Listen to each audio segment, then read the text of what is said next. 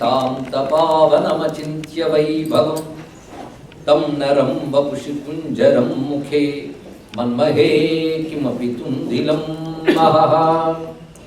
शरणं करवाणि शर्मदं ते चरणं वाणिचराचरोपजीव्यं करुणामसृणैः कटाक्षपातैः कुरु माम् अम्ब कृतार्थसार्थवाहम्।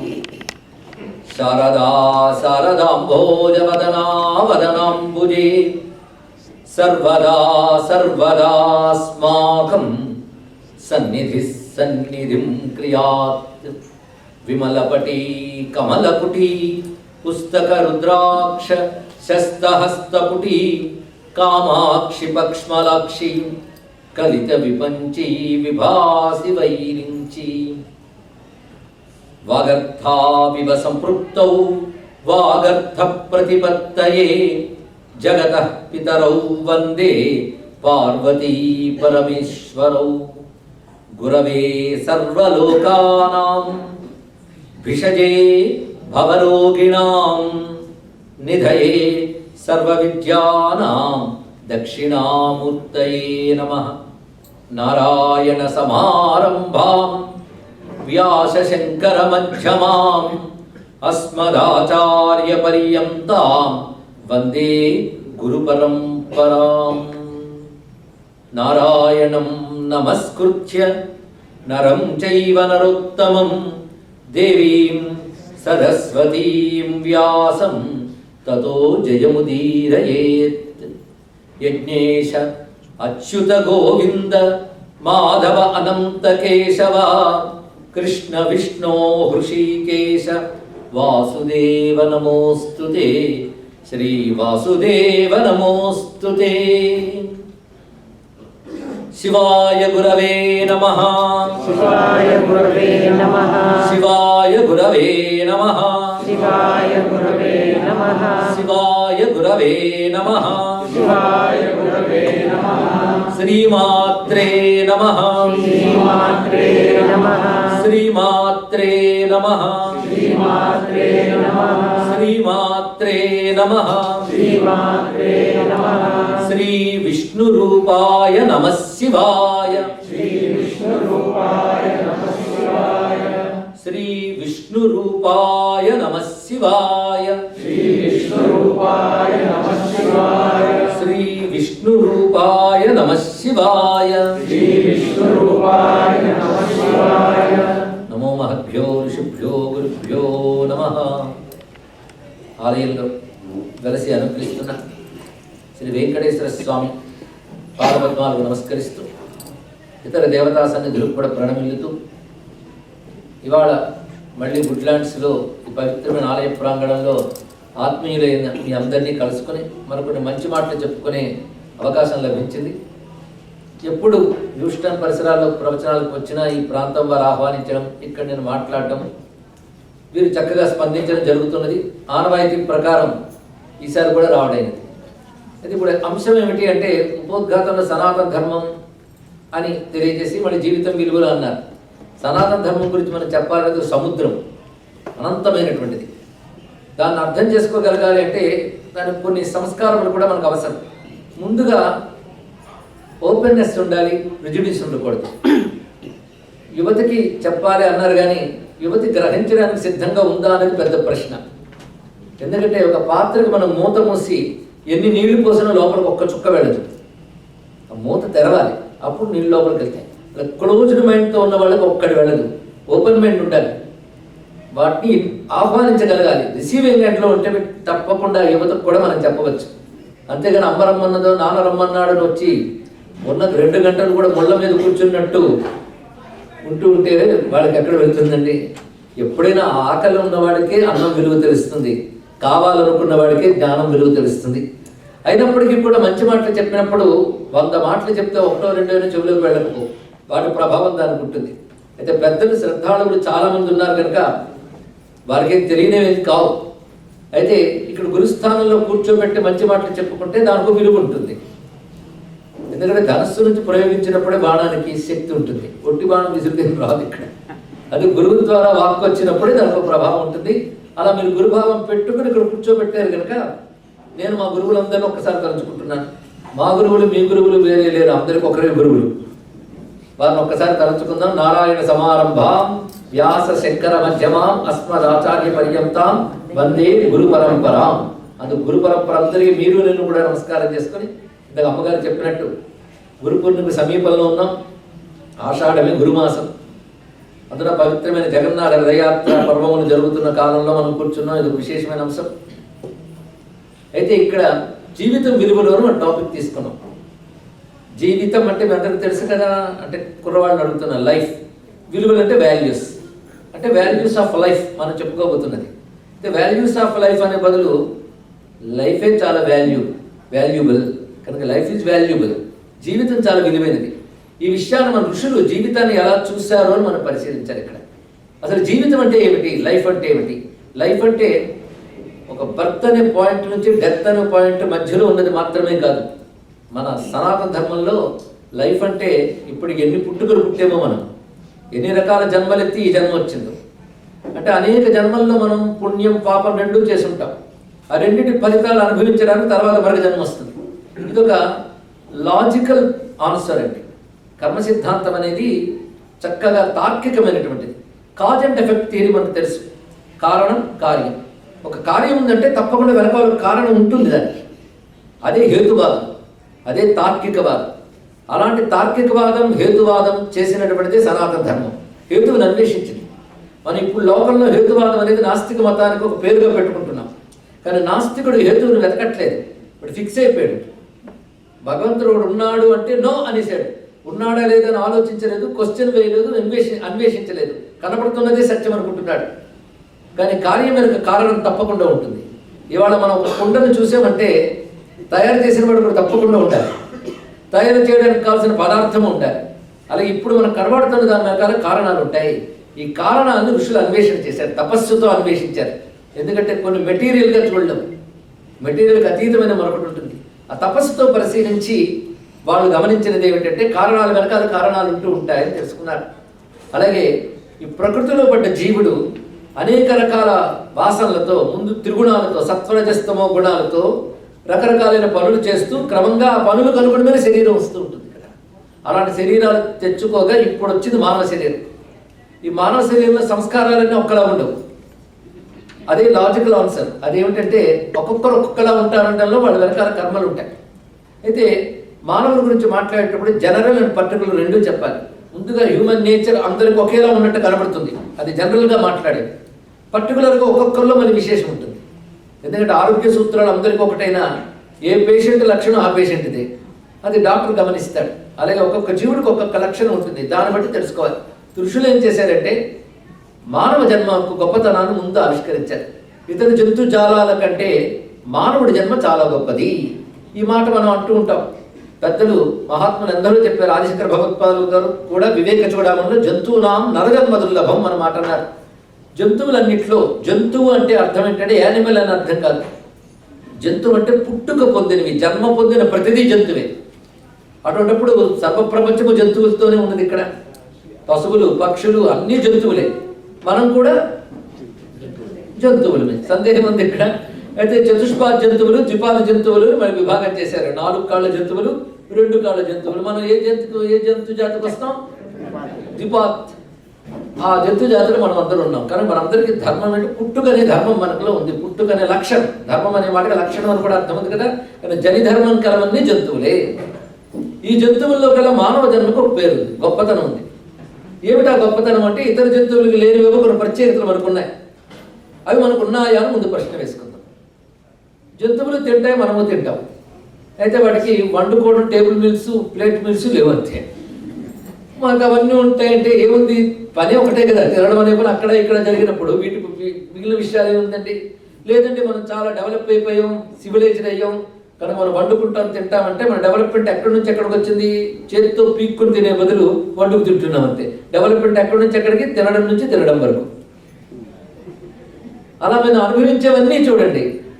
జంతువు నుంచి ఇక్కడికి వచ్చింది వేషాల్లో తేడాలే తప్ప పళ్ళలో ఏమీ తేడాలు లేవు కదా. కనుక ఆహార నిద్ర భయమైథునాని సామాన్యమేత పశుభిన్నరాణం జ్ఞానం హితేషో అధికో విశేష జ్ఞానేన హీనా పశుభిః సమానాః అని నీతి చంద్రుడిలోనే చెప్పారు ఇక్కడ. ఆహారము, నిద్ర, భయము, మైథునము సర్వజంతువులకి సామాన్యమే. ఒక్క మనిషికి ఒక ప్రత్యేకత ఉన్నది ఇక్కడ. మీరు సివిలైజేషన్ అని ఎన్ని పేర్లు చెప్పండి, డెవలప్మెంట్ అంటే material development is not fully development, అది నాట్ కంప్లీట్, ఇంకేదో ఉంది దీనికి. దాని గురించి మనుషులు ఆలోచన చేశారు ఇక్కడ. కనుకనే మానవుడు అంటే ఇంద్రియాలతో ఉన్నవాడే కాకుండా ఇంద్రియాల వెనకాల ఏదో ఒకటి ఉంది. ఎందుకంటే ఏ వ్యక్తి కూడా తనని ఫీల్ అవుతున్నప్పుడు, నేను ఇక్కడ పురాణాల వేని కోట్ చేయను, ముందు మన లాజిక్, మన భావనా శక్తి ఆలోచించండి. ఏ వ్యక్తి తన గురించి ఆలోచించినప్పుడు తన రక్తము, మాంసము, ఎముకలు గుర్తురావాలి. నేను నాకు ఫీల్ ఉంటుంది. ఆ ఫీల్ ఇంద్రియాల్లో ఉన్నా ఇంద్రియాలతో అటాచ్ అయి ఉండదు, వేరేగా ఉంటుంది ఇక్కడ. ఆ నేను ఎవరు, ఇది ఆలోచన చేశారు. అది భారతీయ మహర్షి చెప్పి, ఆ ఏ జీవుడు అనేక జన్మల తొడుగులు మార్చుకుంటూ వస్తున్నాడు, ఈ తొడుగులో ఉన్నాడు వాడి కర్మ బట్టి ఈ తొడుగు వచ్చింది, కానీ ఈ తొడుగుకి అతీతంగానే వాడు ఉన్నాడు. వాడిని తెలుసుకునే ప్రయత్నం చేయాలి అని చెప్పారు ఇక్కడ. అయితే ఈ శరీరం మనకి లభించింది అంటే అనేక పుణ్యాల విశేషం చేత ఈ శరీరం లభించింది. అందుకే ఇతర జంతువుల కంటే మనుష్యుడికి మరొక పేరు పెట్టారు, మనుష్యుడు, మానవుడు. ఇలా మనిషికి ఇన్ని పేర్లు బహుశా ఇంకా ఏ వాంగ్మయంలో దొరకవేమో. మన సంస్కృత భాషలో వస్తువుకి బోల్డ్ పేర్లు ఉంటాయి. అన్ని పేర్లు కూడా వస్తువు స్వరూపాన్ని మనకు పూర్ణంగా చెప్పడం కోసం ఇన్ని పేర్లు పెట్టారు. ఇది అర్థం చేసుకోవాల్సినది. ఇప్పుడు మనకి మానవుడు అన్నాం, మనుష్యుడు అన్నాం. రెండు శబ్దాలకి మన అవబోధనైన ధాతు గురించి పదం పుట్టింది. అంటే ఆలోచన శక్తి కలవాడు, ఏ విషయమైనా గ్రహించగలడు అని మానవ శబ్దానికి అర్థం. ఇంకొక అర్థం పురుష అనే పదం ఉంటుంది. మానవ జాతికి అంతటికి పురుష పేరు, అందుకని మగవాడని అర్థం కాదు, పురుష శబ్దానికి అర్థం.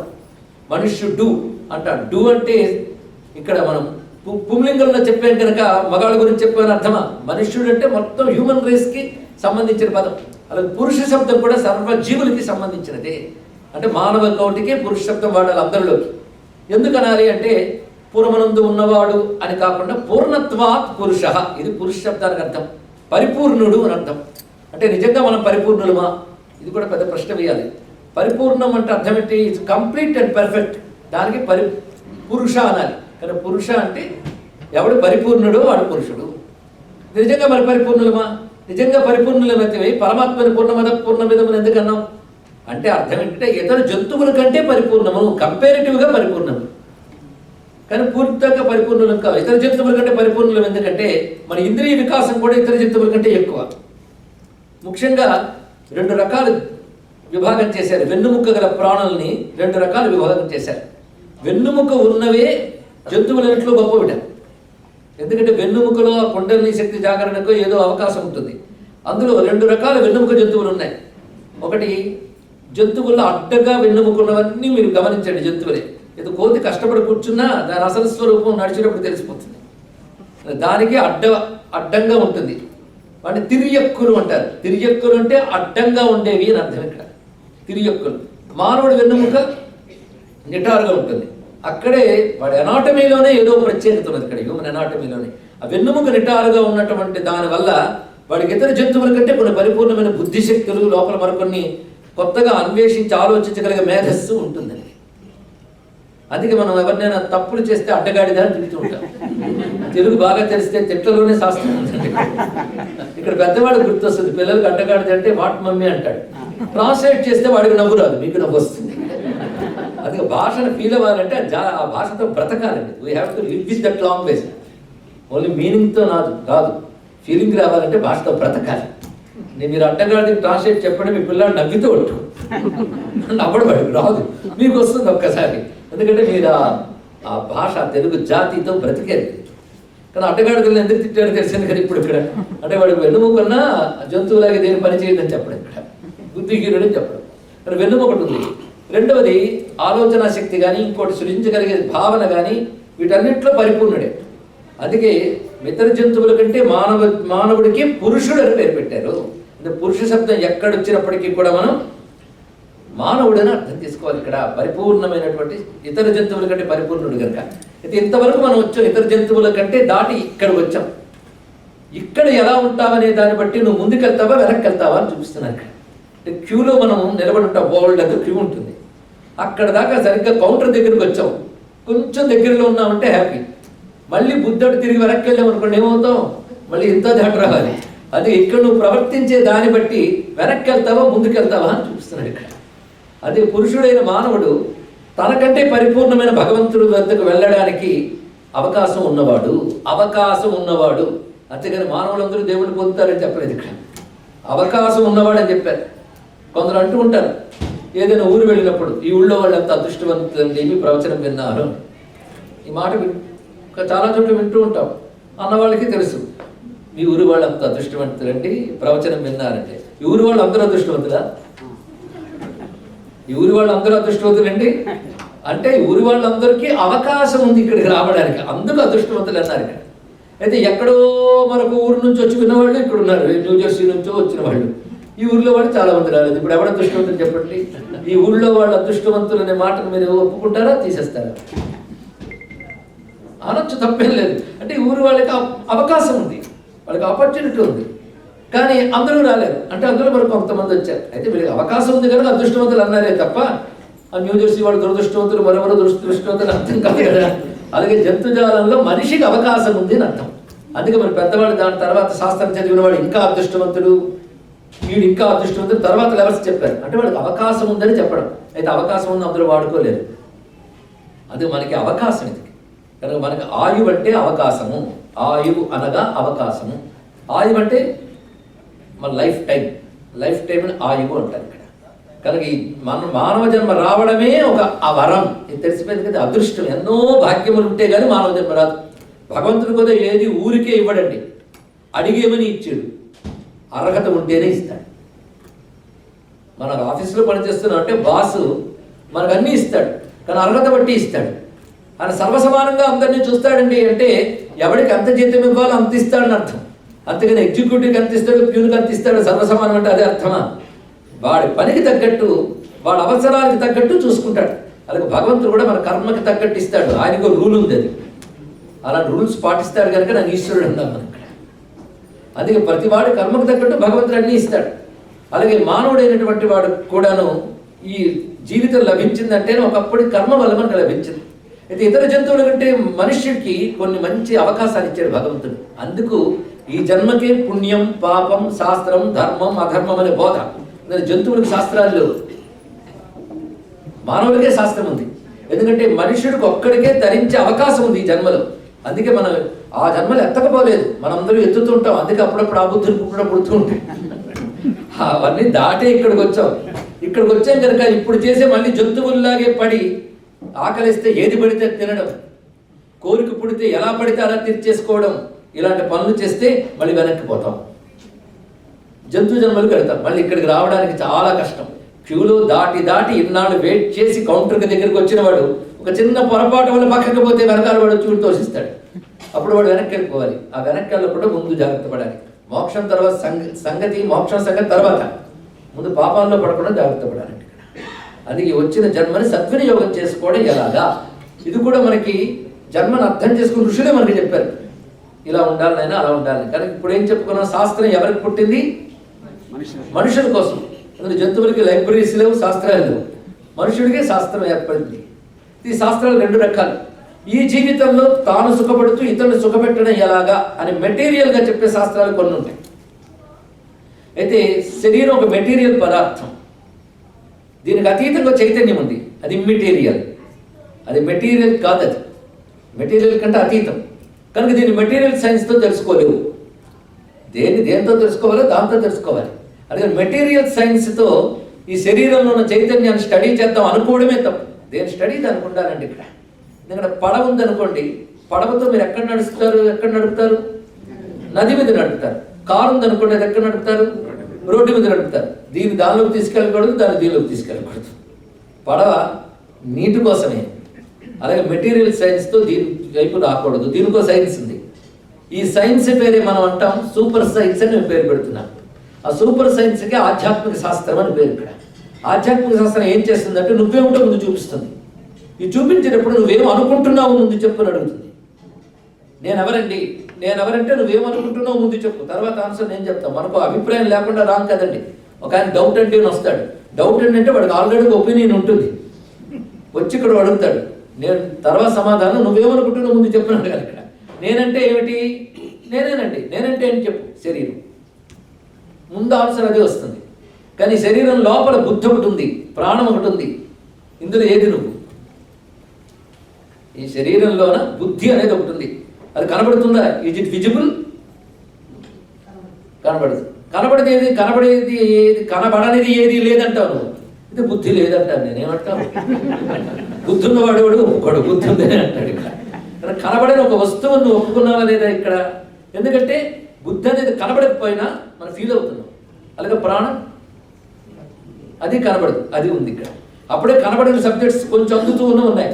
కానీ ఒకటి కనబడుతున్న శరీరానికి కనబడిన బుద్ధి ప్రాణాలు ఎలా ఉన్నాయో, ఆ కనబడిన బుద్ధి ప్రాణాల వెనకాల కూడా ఒక చైతన్యం ఉంటుంది. వీటన్నిటికీ చైతన్యం అంటే కాన్షియస్నెస్ అనొచ్చు, ఎనర్జీ అనొచ్చు, ఏదైనా అనొచ్చు.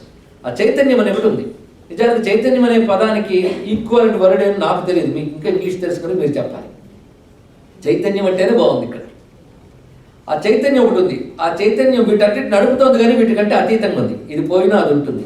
దాని పేరు ఆత్మ అన్నారు. ఇప్పుడు ఆత్మ అంటే ఏంటో తెలిసింది కదా. ఇది ఆత్మ, ఇది నా స్వరూపం. ఇలాంటి ఆత్మ ఈ శరీరాలను తిరుగుతూ ఉంటే పుణ్య విశేషించి ఈ శరీరం వచ్చింది.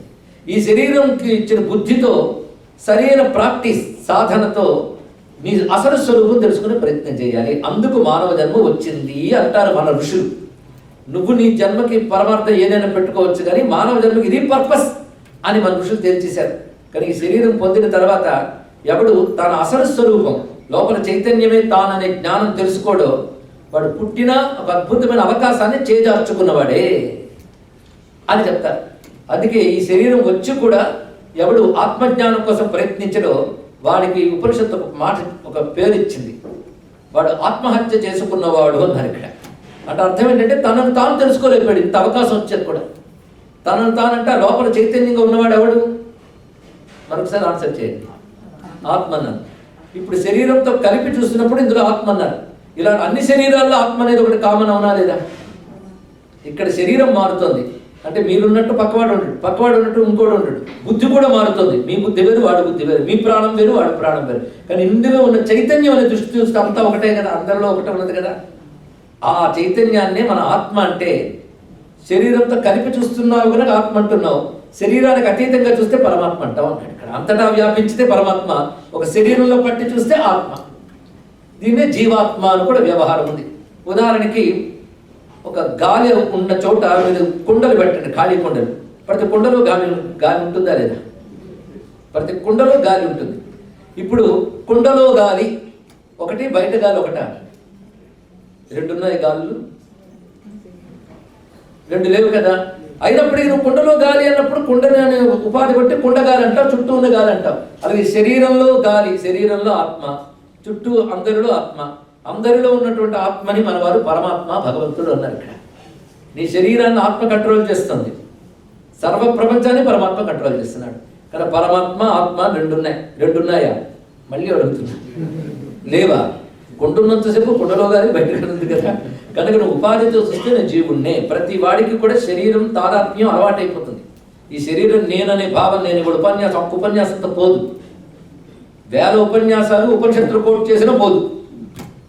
అది వింటే పోదండి, సాధన వల్ల తెలుసుకోవాలి అసలు లక్షణాన్ని ఇక్కడ. అదే మనం ఏ శరీరంలో దూరితే ఆ శరీరం నేను అనుకుంటాం. దీనికి సంబంధించి ఒక కథ చెప్తాను.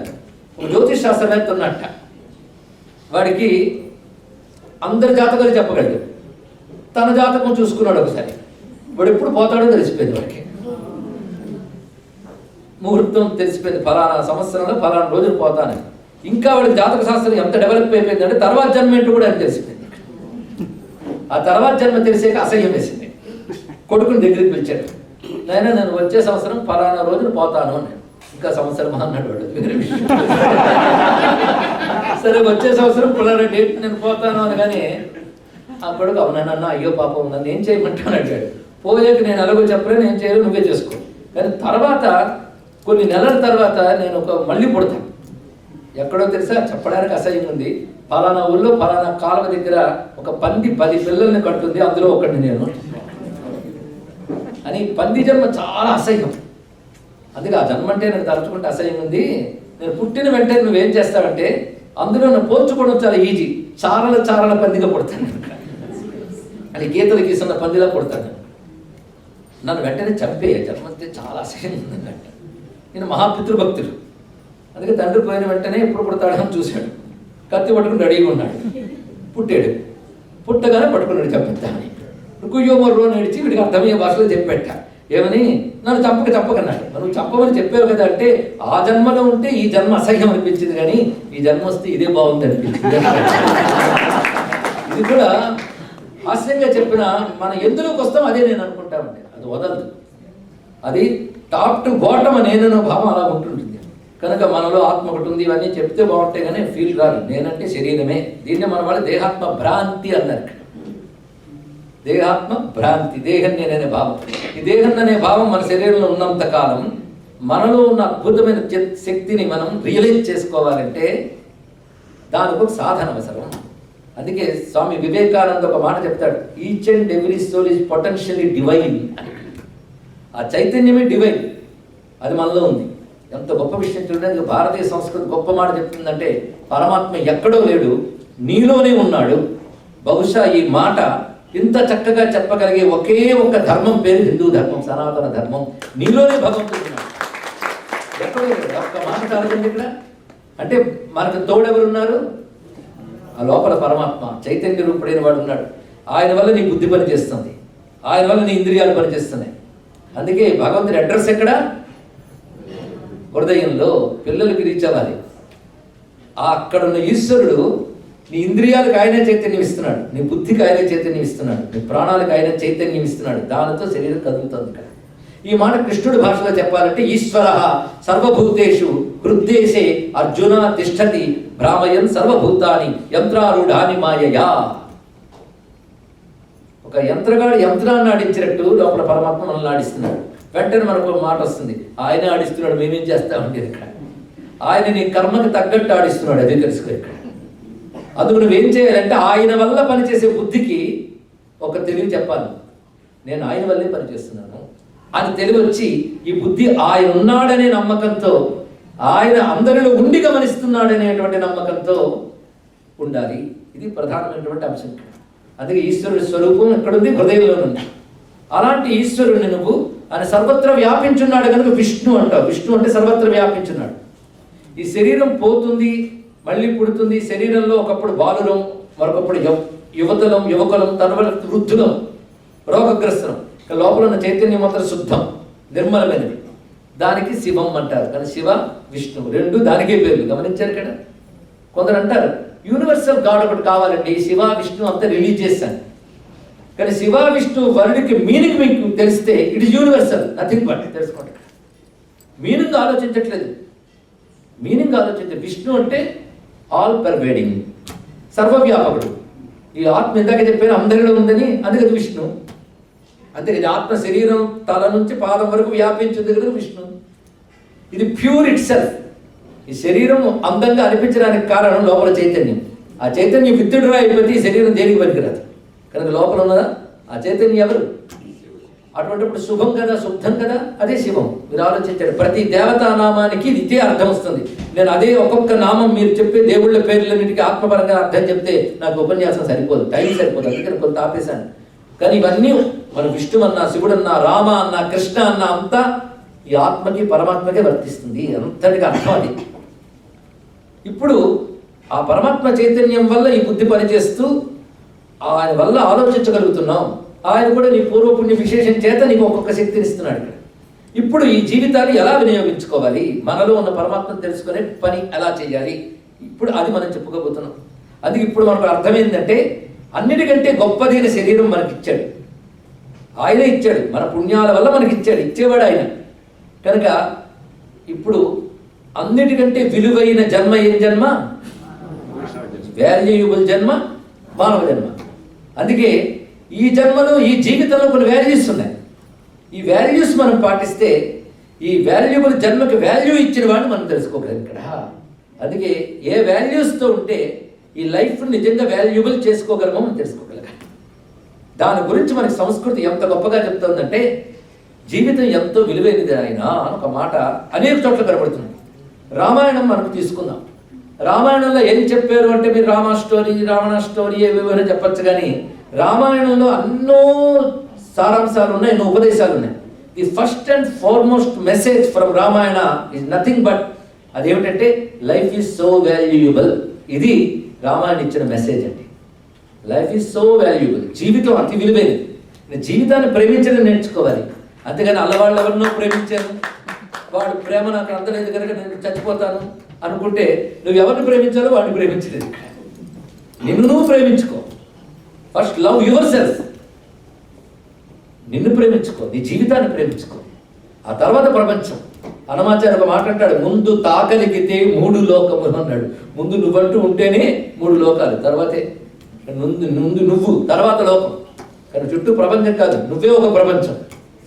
నీ గురించి నువ్వు చూసుకో, నువ్వుంటేనే అన్ని. ఇక మిగిలిన ఈ ప్రేమలు అంటారా, ఈ మూడ్స్ ఒకసారి ఒకలా ఉంటుంది, ఒకసారి ఉంటుంది. మనకే తెలుసు మన మనస్సు నిన్నున్నట్టు ఇవాళ లేదు, ఇవాళ ఉంటే రేపు ఉంటుంది. అది మనస్సుని ఎప్పుడు నమ్మకండో, అది పరమ దుర్మార్గం. కోతి వంటి మనసు కుదిరేరు కదా అంటారు. అందుకే మా త్యాగరాజ స్వామి కూడా మానస వనచర వర సంచారము నిలిపి మూర్తి బాగుగా పొడగనే వారు ఎందరో మహానుభావులు అన్నాడు. ఈ మనసు కుదురుగా ఉండదు, కుదురుగా ఉండదు.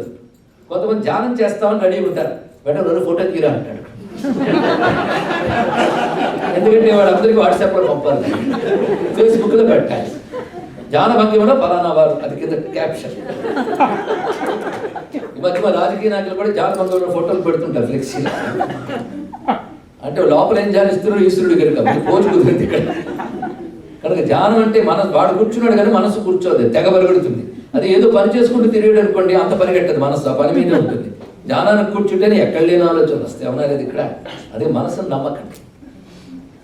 మనస్సు కూడా పార్ట్ ఆఫ్ బాడీ, తెలుసా నీకు? మనస్సు ఒక బాడీలే, కానీ బాడీ లాగా అది మెటీరియల్గా కనబడదు, కానీ అది ఒక మెటీరియల్ అనుకుంటాడు. ఆ మనస్సుకు కూడా వెనకాల ఉంది ఆ చైతన్యం, వాడిని చూసుకుని పని చేయాలి. అది ఇప్పుడు మాకు ఏం తెలిసిందంటే, నిన్ను ప్రేమించు, నీ జీవితాన్ని ప్రేమించు. ఈ ఘట్టం ఎక్కడ కనబడుతుందంటే, హనుమత్ స్వామి తెలుసుగా, ఆంజనేయ స్వామి వారు. ఆంజనేయ స్వామి వారు సీతమ్మని అన్వేషించడానికి వెళ్ళారు. వెళ్ళి చిట్ట చివరికి సీతమ్మను చూశారు, చెట్టు కొమ్మ మీద చూశారు.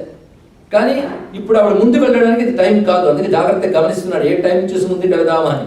ఎందుకంటే మనకి ఎన్ని శక్తి, ఎంత శక్తి ఉన్నా, ఎన్ని సమర్థతలు ఉన్నా సమయం చూసి పని చేయాలి. అది ఆంజనేయ స్వామి నేర్పారు అక్కడ. అది మహాశక్తివంతుడు, కానీ అది టైం కాదు. చుట్టూ రాక్షసుల మధ్యలో సీతమ్మ ఉంది. ఈ లోపల రావణాసురుడు వచ్చాడు. వచ్చి సీతమ్మ దగ్గర కారు కూతురు కూశాడు. సీతమ్మ గట్టిగా సమాధానం చెప్పింది వాడికి. మధ్యలో గడ్డి పరకు అడ్డు పెట్టుకుని రావణాసురుడు గట్టి మందలింపించింది. బుద్ధి తెచ్చుకుని ఇప్పటికైనా నన్ను రాముడికి అప్పగించావా, బ్రతికి బట్ట కడతాం. అప్పగించలేదనుకో ప్రాణాలు పోతాయి, జాగ్రత్త. అదే బాబు నన్ను తీసుకెళ్ళి అప్పగించేవా, ఏమనుకోకే, బతిమలాడలేదు ఆవిడ. ఎంత ధీరంగా చెప్పిందో. ఆ నమ్మకం ఎవరి మీద? రాముడు. చూశారు ఇక్కడ చుట్టూ కష్టం ఉన్నా, బెదిరిస్తున్న వాడున్నా, తన స్వామి మీద తనకున్న నమ్మకాన్ని కూర్చోబెట్టింది అక్కడ. కనుకనే చుట్టూ కష్టమైన పరిస్థితులు ఉన్నప్పటికీ కూడా మనం నమ్మవలసింది ఎవరిని?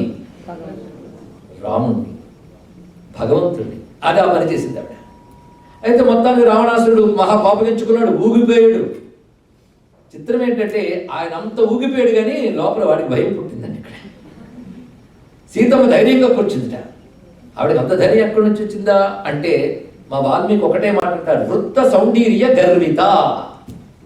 తనదైన రాజ్యంలో, తన రాక్షసుల మధ్యలో, తనదైన ఎంపైర్లో రావణాసుడికి భయం వేసింది.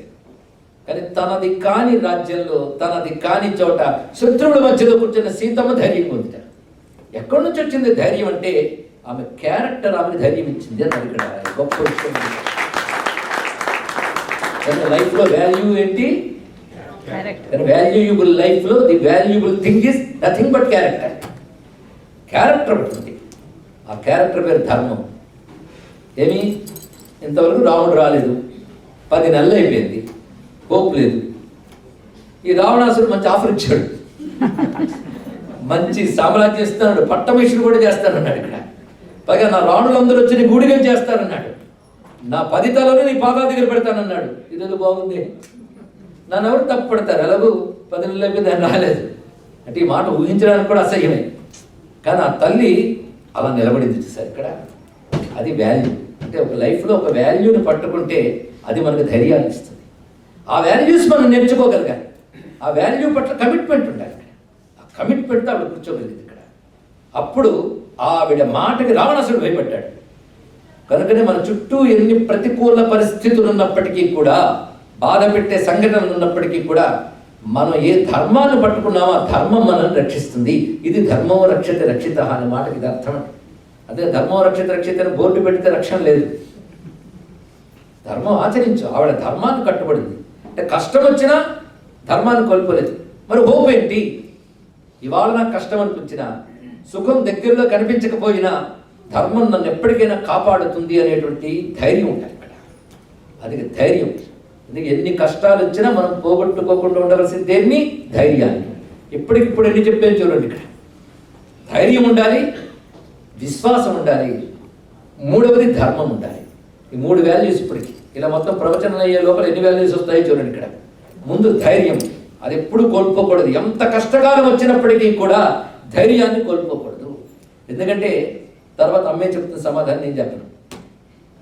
రెండవది ధర్మం. ధర్మం అంటే క్యారెక్టర్తో మిక్స్ అయ్యి ధర్మం, ఆ క్యారెక్టర్ని కాపాడుకోవడం, అది రెండవది. మూడవది విశ్వాసం. ఎవరి మీద విశ్వాసం? తన ధర్మం మీద విశ్వాసం, స్వామి మీద విశ్వాసం, రాముడి మీద విశ్వాసం, తన రాముడి మీద విశ్వాసం. రాముడు సర్వసమర్థుడు, ఆయన చేతకాక కాదు. మరి 10 నెలలు ఎందుకు ఆలస్యం చేశాడు? ఎందుకు చేశాడు నాకు తెలియదు, కానీ ఎప్పటికైనా అనుగ్రహిస్తాడంతే. ఆ కాన్ఫిడెన్స్ ఆడుకున్నాడు ఇక్కడ భగవంతుడిపై. మీరు కాన్ఫిడెన్స్ అంటారు, ఫెయిత్ అంటారు, అది కట్టుకోండి. 3 ఉన్నాయన్నాడు. అంటే mere faith is not enough, మిగిలిన 2 కూడా ఉండాలి ఇక్కడ. ఆ 3తో ఆవిడ కూర్చుంది. ఇదంతా చూస్తున్నాడు ఎవడు? హనుమంత స్వామి అంతా అబ్జర్వ్ చేస్తున్నాడు. చుట్టూ రాక్షసులు ఉన్నారు, వీళ్ళు అబ్జర్వ్ చేయలే. కనుక ఒక గొప్పతనాన్ని అబ్జర్వ్ చేయాలన్నా ఒక గొప్ప బుద్ధి ఉండాలండి ఇక్కడ. చుట్టూ రాక్షసులు ఉన్నారు కానీ వారెవరికి సీతమ్మ అర్థమే కాలే.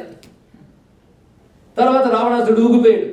నీకు 2 నెలలు నేను గడువిస్తున్నా, ఈ 2 నెలల్లో నా మాట విని వచ్చావా ఓకే, లేకపోతే ఈ రాక్షస స్త్రీలను చంపి వండుకు తింటారు సుమా అని వెళ్ళిపోయాడు వాడు. ఇది ఆ పైన విన్నాడు ఆయన. విన్న తర్వాత ఎంత జాగ్రత్తగా హ్యాండిల్ చేశాడు మీ అందరికీ తెలుసు. మొట్టమొదటి ఆయన చేసిన పని ఏమిటంటే, ఒక్కసారి దుమికాడు అనుకోండి పైనుంచి, ఈ రాక్షస స్త్రీ నుంచి గోలు పెడతారు, అసలు పనికి ఆటంకం. అందుకు పైనుంచి నెమ్మదిగా రామకథ వినిపించాడు. ఎంత ప్లాన్ చేసుకున్నాడో స్వామి, హనుమంత స్వామి రామకథ వినిపించాడు. ఎందుకంటే సీతమ్మకి లంకలో రామకథ చెప్పేవాడు ఎవడు ఉండడు. లంకలోకి వచ్చి రాముడు కథ ఎవడని చెప్తాడండి. అది ముందు చెప్పగానే ఎవరు వచ్చారా అని నమ్మకం కలుగుతుంది. పైగా భాష సెలెక్ట్ చేసుకున్నాడు. సంస్కృతంలో మాట్లాడను అనుకున్నాడు. ఎందుకంటే రావణాసుడు అంతవరకు సంస్కృతంలో హెచ్చరిచ్చిపోయాడు. ఇక్కడ సంస్కృతం వింటే మళ్ళీ అదే వాసన వస్తుంది. అందుకే ఏ భాష మాట్లాడాడంటే, లంకలో వాళ్ళు మాట్లాడే, మన అయోధ్యలో వాళ్ళు మాట్లాడే మైథిలి ప్రాకృతం అనే లాంగ్వేజ్ ఇచ్చుకున్నాడు. అంటే అప్పటికే ఇండియాలో ఎన్ని లాంగ్వేజెస్ ఉండేవో తెలుసుకోండి. ఇక్కడ అయోధ్యలో మైథిలి ప్రాకృతం. మైథిలి అంటే మిథిలా నగరం ఒక నగరం. ఆ నగరం ఎవరిదో తెలుసా? సీతమ్మ వాడు పుట్టిల్లండి. అక్కడ మాట్లాడే లోకల్ లాంగ్వేజ్ మైథిలి ప్రాకృతం. అయోధ్యలో మాట్లాడే మైథిలి ప్రాకృతం. ఎంత బాగా సెలెక్ట్ చేసుకున్నాడు. అంటే తమిళనాడులో తెలుగు భాషలే, అయోధ్యలో ఆ భాష. అంటే సెలెక్ట్ చేసుకోవాలన్నా ఎన్ని లాంగ్వేజ్ రావాలో మా హనుమంత స్వామికి అనొచ్చు. ఇది ఒకే భాష వచ్చి అనుకోండి, దానిలోనే చెప్పాలి. అలాగే ఏం చేస్తాం? ఆయన లాంగ్వేజ్ సెలెక్ట్ చేసుకున్నాడు. చూడండి అక్కడ మైథిలి ప్రాకృతం అయోధ్యలో మాట్లాడేది. అంటే అమ్మవారికి ఒక్కసారి పుట్టిల్లు అత్తెల్లు గుర్తుకొచ్చేటట్టు లాంగ్వేజ్ సెలెక్ట్ చేసుకున్నాడు. ఏం మహానుభావుడు, అందుకే ఆంజనేయుడు అంటే గొప్పవాడు అన్నారు. అది చెప్పగానే అమ్మకు కొంచెం ఊరట వచ్చి ఎవరాన్ని చూసి పైన కనబడ్డాడు. అప్పుడు భయపడకుండా నెమ్మదిగా దిగి వచ్చి నమస్కారం చేశాడు. చేసి అమ్మ నేను రామదూతని, నేను హనుమంతుడు అంటారు అని చెప్పగానే అప్పుడు సీతమ్మ ఒక మాట అంటుందండి. ఆ మాట లైఫ్ వాల్యూ ఏమిటో చెప్తుంది. హనుమా బ్రతకాలి సుమా. ఎప్పుడు ప్రతివాడు దే హ్యావ్ టు లివ్. ప్రతి మనిషి బ్రతకాలి, బ్రతకాలి, బ్రతకాలి, మరొకట్లేదు. బ్రతకాలి, బ్రతుకు కంటే గొప్పది మరొకట్లేదు. అది సృష్టిలో అతి వాల్యూబుల్ ఏంటంటే బ్రతుకు. ఇంకేదో వాల్యూ అనుకుని అది పోయింది అనుకుని ఈ వాల్యూని పోగొట్టుకోకు. చచ్చే వరకు బ్రతకాలి. ఇక్కడ భగవంతుడు నీకు ఎంత ఆయుర్దాయం ఇచ్చాడో అంతవరకు బ్రతకాలి. ఇవాళ ఒక కష్టం చూసి ఈ బ్రతుకు పూర్తి చేసుకుందాం అనుకుంటే అది అజ్ఞానం. ఎందుకంటే నువ్వు నా కథ చెప్పినప్పుడు నా సిచ్యుయేషన్ ఏంటో తెలుసా? నేను అంత ధైర్యంగా ఉన్నాను, అంత కాన్ఫిడెన్స్తో ఉన్నానా? రావణాసురుడు వెళ్ళిన తర్వాత ఈ రాక్షస స్త్రీ నోటుకు వచ్చినట్టు మాట్లాడినాను భయపెట్టి, శుభ్రంగా తిట్టి తిట్టి అలసిపోయి పడుకున్నారు వాళ్ళందరూ. నిద్రపోయినప్పుడు నాకు భయం కలిగింది. 10 నెలలు ఇక్కడ ఉన్నాను, వాడు 2 నెలలు గడువు పెట్టాడు. 2 months వాడు పెట్టినటువంటి డ్యూ డేట్ అది. ఈ 2 నెలల్లో వండర్స్ ఏం జరుగుతాయి? 10 నెలల్లో ఏ వండరు జరగలేదు, 2 నెలల్లో జరుగుతుందా? మహా అయితే వాళ్ళు వచ్చి చంపుతారు అంతే కదా. కాబట్టి నేనే చచ్చిపోదాం అనుకుని ఉరిపోసుకుందాం అనుకున్నాను. అది చూశాడు హనుమంత స్వామి పైన ఎలా ఉరిపోసుకుంటుంటే అక్కడ విషం లేదు, కత్తి లేదు దగ్గర. అప్పుడు ఆవిడకి పెద్ద జడ ఉంది ఆవిడకి. అప్పట్లో జడ అనేది ఒకటి ఉండేది, అంటే జుట్టు వెనకపోసుకుంటే జడ అనేది ఒకటి ఉంటుంది. ఈ జడను ఏం చేసిందంటే ఆమె మెడకి చుట్టుకుని పైన కొమ్మకేసుకుంది. అంటే ఏం చేద్దాం అనుకుంది? కమిటింగ్ సూసైడ్, ఆత్మహత్య చేసుకుందాం అనుకుంది. అప్పుడు హనుమంత స్వామి ఇప్పుడు వెళ్ళి ఉపన్యాసం చెప్పే కంటే ముందు స్టోరీ వినిపిద్దాం వినిపించాడు అక్కడ. దానితో ఆవిడ ఒక్కసారి తీసేసింది జడ. ఎవరో ఈ కథ వినిపించారు అక్కడ. అప్పుడు అంటుందండి సీతమ్మ మాట ఎంత బాగుంటుందంటే, నువ్వు కొన్ని సెకండ్స్ లేట్ అయినా, నువ్వు అక్కడికి రావడం, కథ చెప్పడం కొంచెం ఆలస్యమైనా నేను మెడకు ఉరిపోసేసుకున్నదాన్ని పోయేదాన్ని. పోతే ఏమయ్యేది? నువ్వు వచ్చి ఒక మంచి వార్త చెప్పావు, రాముడు నా కోసం వెతుకుతున్నాడు, నేను ఎక్కడున్నానో తెలుసుకోవాలనుకుంటున్నాడు, తెలుసుకున్న వెంటనే నన్ను రక్షిస్తాడని. ఇది మిస్ అయ్యేదన్నా లేదా? ఈ వార్తకు నేను వినకుండా పోయేదాన్ని. అంటే అప్పుడుకున్న కష్టాన్ని నేను చూసి, నాకున్న బుద్ధితో ముందు వెనక ఆలోచించి, ఈ కష్టం తప్ప నా బ్రతుకులో సుఖం లేదు అనుకుని నేనేం చేద్దామన్నా చచ్చిపోదాం అనుకున్నాను. కానీ మనకు తెలియకుండా సుఖం కూడా ఉంటుంది. ఈ హోప్ ఎప్పుడు ఉండాలంటే ఇక్కడ మనకు తెలియకుండా సుఖం తప్పకుండా ఉంటుంది. కానీ ఇప్పుడున్న ఒక సిచ్యుయేషన్ని చూసి, ఇప్పుడున్న మనస్థితిని చూసి ఈ జీవితాన్ని పోగొట్టుకుంటే నేను తర్వాత రాముడు నాకు ఇచ్చేటటువంటి వరాన్ని, అభయాన్ని, నా క్షేమాన్ని పోగొట్టుకునేదాన్నే కదా. అందుకు అనుమానం చెప్తున్నాను ఏంటంటే, ఏతి జీవంతమానందో నరం వర్ష శతాదపి. ఇది సీతమ్మ అన్నమాట. ఇక్కడ మనిషి బ్రతుకుంటే 100 ఏళ్లకైనా సుఖాన్ని అనుభవిస్తాడు. అది 100 కష్టాలు నీకు ఎదురుగా కనబడుతూ చచ్చిపోవాలనిపిస్తే కాస్తను ఓపిక పడితే ఇది ఎప్పటికప్పుడు పోతుంది. 100 సుఖాలు అనుభవించే రోజు వస్తుంది. ఎప్పటికైనా వస్తుంది, 100 ఏళ్ళకైనా వస్తుంది. కానీ ఎన్నేళ్ళైనా సరే ఆ సుఖం కోసం కష్టాన్ని ఓర్చుకుని బ్రతకాలి. దాని పేరు క్షమ, సహనం అవసరం. కనుక మరో వాల్యూ యాడ్ అయింది లైఫ్కి. ఏమిటి దీని పేరు? క్షమ. ఈ క్షమ అనే వాల్యూ ఉన్నదే నా దృష్టిలో ప్రిడామినెంట్ వాల్యూ. అన్నిటికంటే గొప్ప వాల్యూ క్షమ. అది ఉండాలి. క్షమ అంటే ఏంటంటారండి ఇంగ్లీష్లో? పేషెన్స్. కొంతవరకు సరిపోతుంది, కానీ ఇంకా మిగిలిన ఆలోచించుకోండి. ఆ టైంలో జాగ్రత్తగా ఉండాలి. అక్కడ క్షమ వహించాలి. అందుకే మనం పిల్లలకి నేర్పవలసిన పెద్ద పాఠం ఏంటంటే, దేనికి పొంగిపోకుండా కుంగిపోకుండా క్షమతో ఉండాలి. ఇక్కడ సహనం అన్నిటికంటే గొప్పది. అందుకే సుఖం అనేది బయట నుంచి రాదు, నీ నుంచి వస్తుంది. దుఃఖం అనేది కూడా బయట నుంచి రాదు, నీ నుంచి వస్తుంది. రెండు నీలోంచి వస్తాయి. నీ యాటిట్యూడ్ వల్ల, నీ అవుట్లుక్ వల్ల, నీ అప్రోచ్ వల్ల ఏర్పడతాయి. కనుక నువ్వు ఒక సమస్యని కానీ, ఒక విషయాన్ని కానీ నువ్వు ఎలా ఆలోచిస్తున్నావు అనే దాన్ని బట్టి సుఖ దుఃఖాలు ఉంటాయి తప్ప ఇన్సిడెంట్లో సుఖ దుఃఖం ఉండదు. ఒక సంఘటన ఇద్దరికి జరుగుతుంది. ఒకడు గుండెకి చచ్చిపోతాడు, ఇంకోటి స్థైర్యంగా నిలబడతాడు. అదే ఇన్సిడెంట్ జరిగినప్పుడు వీడు ఎలా నిలబడగలిగాడు, వీడు ఎలా పడిపోయాడు చెప్పండి. ఇక్కడ అంటే సంఘటనలో ఏమీ లేదు, నువ్వు ఎలా రిసీవ్ చేసుకుంటావు అనే దాన్ని బట్టి ఇక్కడ.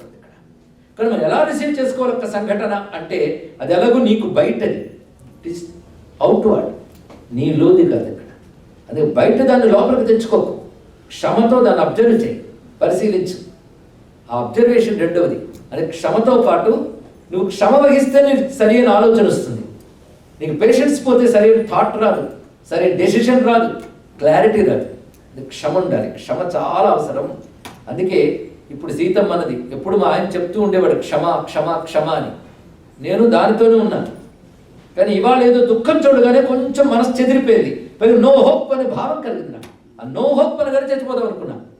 ఇవాళ నువ్వు వచ్చి మాట్లాడడం వల్ల బ్రతకడం మంచిదైందని ఇప్పుడు తెలుస్తుంది. కానీ హనుమాన్ నేను చెప్తున్నాను, మానవుడు అన్నవాడు ఎప్పుడు బ్రతకాలి బ్రతకాలి బ్రతకాలి అనుకోవాలి కానీ చావాలని ఎప్పుడు అనుకోకూడదు అని సీతమ్మ చెప్పిందండి. ప్రపంచానికి గొప్ప సందేశం ఇచ్చింది. ఇక్కడ ఎంతకంటే ఇంకేం కావాలండి? గొప్ప విషయం చెప్పింది. హనుమంతుడు అప్పుడు విని, అమ్మ రాముడు త్వరలో వస్తాడమ్మా, క్షిప్రం ద్రక్షసి రాఘవం, త్వరలో రామచంద్రమూర్తిని చూస్తావు. ఆ రాముడు వస్తాడు, ఈ రావణ సంహారం చేస్తాడు, నిన్ను తీసుకుని వెళ్తాడు, అయోధ్యలో మీరిద్దరు పట్టాభిషిక్తులు అవుతారు, మిమ్మల్ని చూసి మేము ఆనందంగా ఉంటామని ఎంత చక్కగా చెప్తాడు. ఇక్కడ మనం ఆలోచించవలసినది, ఆవిడంతా రాముడిని నమ్ముకుంది కదా. ముందు మీరు అన్నారు ఫెయిత్ అన్నారే, మరి ఆవిడ చనిపోయేటప్పుడు ఆ రాముడు ఎందుకు రక్షించలేదు? ధనుబాణాలు పట్టుకు ఎందుకు రాలేదు? మరి వాడికి అంత ఫెయిత్ ఉంది కదా అంటే ఆవిడకి అంత ఫెయిత్ ఉంది కనుకనే ఆ టైంలో హనుమంతుడు అక్కడ ఉన్నాడు. లేకపోతే ఆ నమ్మకం లేకపోతే హనుమంతుడు ఆ టైంలో ఉండేటువంటి అది టైం లేదు. కానీ భగవంతుడు ఎలా వస్తాడు అంటే నదేవో దండమాదాయ రక్షంతి పశుపాలవత్. దైవస్మరణ చేసేవాడిని భగవంతుడు ఎలా రక్షిస్తాడు అంటే ఎదురుగా వచ్చి బాడీ గార్డ్ల పక్క నుంచి నిలబడతాడు అనుకోకు. ఇప్పుడు ఎవరిని రక్షించదలుచుకున్నాడో వాడు బుద్ధిని బాగు చేస్తాడు అన్నారు. ఇక్కడ బుద్ధిని బాగు చేస్తాడు. ఇక్కడ దైవం మానుష రూపేణ, అది ఇంకో ఎవరి రూపంలోనైనా వచ్చి జరుగుతుంది ఇక్కడ. అందుకే ఆ నిరంతరం రామస్మరణ చేస్తూ రాముడి మీద పెట్టుకున్న నమ్మకం వ్యర్థం కాలేదు సరిగదా, అది హనుమంతు రూపంలో వచ్చి అభయాన్ని ఇచ్చింది చూడండి. అందుకే మనకిప్పుడు మరొక వాల్యూ యాడ్ అయ్యింది ఇందాక, లేదా ఆ వాల్యూ విశ్వాసం. కనుక మానవుడికి పెద్ద భరోసా భగవంతుడు. నాకు ఈ మధ్య ఇక్కడికి ముందు ఒక ఊరికి వెళ్ళాను. ఆ ఊరికి వెళ్ళినప్పుడు ఒక యువత, అంటే సుమారు ఆమెకు ఒక 35 years ఉంటాయండి. ఆమె వచ్చి ఒక మాట చెప్పింది, నాకు చాలా ఆనందం కలిగింది. ఏమంటే నేను డ్యాన్సర్ని, శోభానాయుడు గారి శిష్యుని. శోభానాయుడు గారిని అందరికీ తెలుసు కదండి, భరతనారాయణ మన కూచిపూడిలో. ఆమె ఒక డ్యాన్స్ బ్యాలీ చేశారు మా చేత. అది భగవద్గీత డ్యాన్స్ బ్యాలీ, సంభవామి యుగేకి. అది మీరే రాశారు అంటే నేను రాసింది బ్యాలీ. అందులో మీరు ఒక వాక్యం రాశారండి. ఆ వాక్యం నాట్యం అయిపోయినా నా మనసులో గుర్తుండిపోయింది. నాకు ఏదైనా ఫ్రస్ట్రేటింగ్ మూడ్స్ వచ్చినప్పుడు, డిప్రెషన్ వచ్చినప్పుడు ఆ వాక్యం నాకు గుర్తొస్తుంటుంది. ఆ వాక్యం వల్ల నేను బ్రతికేనండి, అనేక సమస్యల నుంచి బయటకు వచ్చాను అని చెప్పగానే రాసినందుకు జన్మ చరితార్థమైంది అనుకున్నాను. ఒక లైఫ్ని కాపాడేందుకు ఇంకేం కావాలంటే ఆ మాట ఏమిటంటే ఏకాకి వికా వెన్నడు ఈశుడ నేనున్నాడను అంతరంగమందు నేను అధివసించినాడను. ఈ వాక్యం అది గుర్తుంటుంది. రైమింగ్ ఎందుకు పెడతారంటే మెమరీ కోసం, గుర్తుండిపోతుంది. ఇప్పుడు ఏకాకి వికా వెన్నడు ఈశుడ నేనున్నాడు. అందుకే నువ్వు ఎప్పుడు ఒంటరి వాడు కావు. వీళ్ళు విడిచిపెట్టారు, వాళ్ళు విడిచిపెట్టారు, నువ్వు ఒంటరితనం తట్టుకోలేను కాబట్టి పోతాను అనుకోకు. నేనున్నాను నీకు. ఎక్కడున్నాను? అంతరంగమందే నేను అధివసించినాడు. నీ హృదయంలోనే అధివసించేటి స్టేబుల్గా ఉన్నాను నేను. నువ్వేనా పక్కకి పోతావు, నేను అక్కడ కూర్చున్నా. అధివసించినాడను. ఆ ఒక్క మాట ఎంత ఓదార్పనిస్తుందండి. వెంటనే భగవంతుడు ఉన్నాడు కనుక ఇక్కడ ఆస్తికత్వం తాలూకు ప్లేస్మెంట్ వచ్చింది. ఇక్కడ భగవంతుడు ఉన్నాడనే భావం ఎంత గొప్పదో చూడండి ఇక్కడ. అందుకే కొన్ని గొప్ప గొప్ప ఫిలాసఫీ ఇచ్చే కానీ భగవంతుడి ఎగ్జిస్టెన్స్ గురించి మాట్లాడినప్పుడు ఆ ఫిలాసఫీస్ పోయి. ఒకప్పుడు స్వామి వివేకానంద ఈ దేశానికి వచ్చినప్పుడు బౌద్ధ మతం చాలా గొప్పది కానీ హిందువులు దాన్ని తరిమి కొట్టారు, దాన్ని దేశం నుంచి పారద్రోలేరు అని ఒక అభాండం వేశారు హిందూ ధర్మం మీద. అప్పుడు లేచి మాట్లాడాడు స్వామి వివేకానంద, బౌద్ధ మతం పార్ట్ ఆఫ్ హిందూ మతం నాయన, అది హిందూ మతం నుంచి విరుద్ధం కాదు.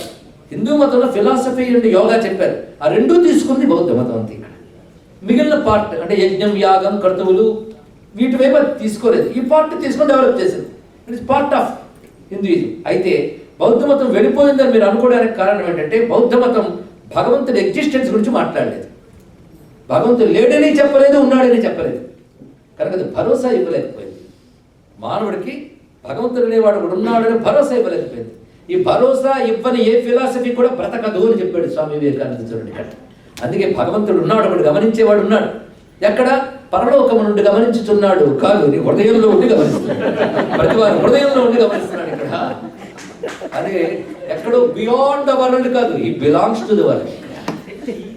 ప్రతి ఈచ్ అండ్ ఎవ్రీ బాడీలో ఆయన ఉన్నాడు ఇక్కడ.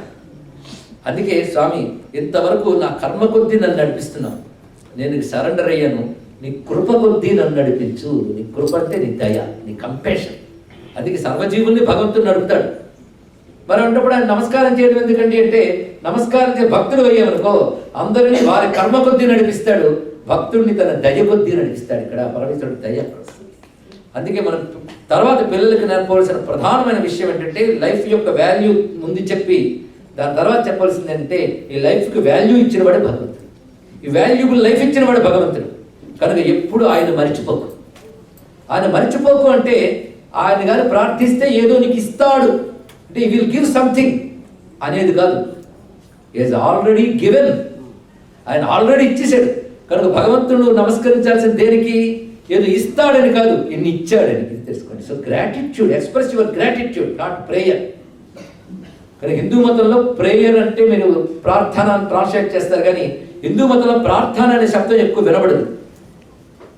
మీరు ఇంట్లో దేవుడి దగ్గరికి వెళ్ళి వచ్చేసి ఏం చేసేవమ్మా అంటే ఏం చెప్తారండి? పూజ చేసి వచ్చారంట.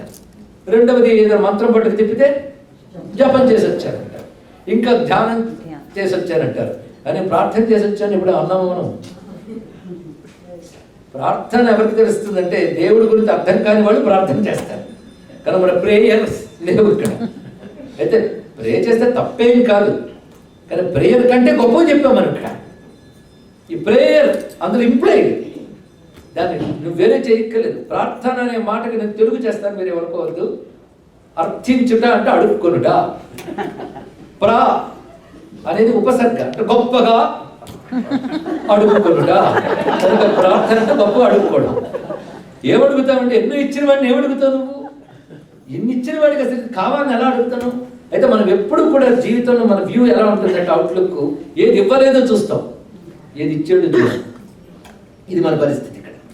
అంటే అమ్మ బోల్డ్ పదార్థాలు చేస్తుంది, అవన్నీ చేతితో పట్టుకుని పక్కన పెట్టుకుని అది అది చేతులు వచ్చి తినకుండా అది ఇవ్వడం అడగడం ఏంటి ఇక్కడ? కానీ ఇచ్చినవి గమనించకుండా ఇవ్వను అడుగుతున్నాం. నీకు ఇచ్చినవి ఏంటో ఒక్కసారి చూడు, కొంచెం వ్యూ మార్చు, నీకున్నవేంటో చూడు. ఇంకా నీకు ఆప్టిమిస్టిక్ అవుట్లుక్ డెవలప్ అవుతుంది. పెసిమిస్టిక్ థాట్స్ రావు ఇక్కడ, పెసిమిజం పోతుందా, నెగిటివ్ థాట్స్ రావు ఇక్కడ. ఏమి ఇచ్చాడో చూడు ఒక్కసారి. నీకు ఇచ్చినవి లేని వాళ్ళు ఎంతమంది ఉన్నారో ఒక్కసారి గమనించు ఇక్కడ. నీకు ముప్పూటలో భోజనం దొరుకుతుంది, అది కూడా లేక ఎంతమంది ఆఖరికి అల్లల్లాడుతున్నారో ఆలోచించు ఇక్కడ. అదేవిధంగా నీకు కట్టుకోవడానికి బట్ట దొరుకుతుంది ఇక్కడ.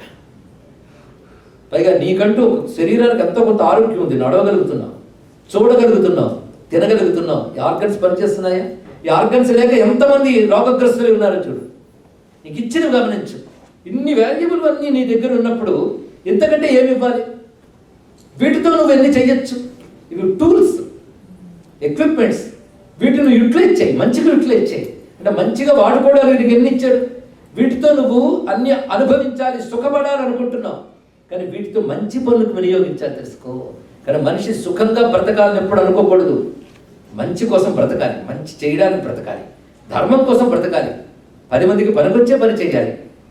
సాధించాల్సినవి ఎన్నో ఉన్నాయి, ఎన్ని ఉన్నాయి. ఇవాళ వస్తువు పోయిందో పోదాం పోనుకుంటున్నాం, ఇంకెన్ని వస్తువులు ఉన్నాయో, సాధించాల్సినవి ఎన్ని ఉన్నాయో.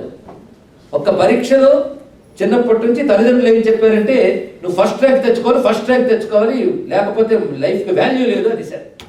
ఇంకా వీడు అలాగే అనుకున్నాడు, ట్యూషన్స్ పెట్టుకున్నాడు, ఎక్స్ట్రా క్లాసెస్ తీసుకున్నాడు, చాలా కష్టపడ్డాడు.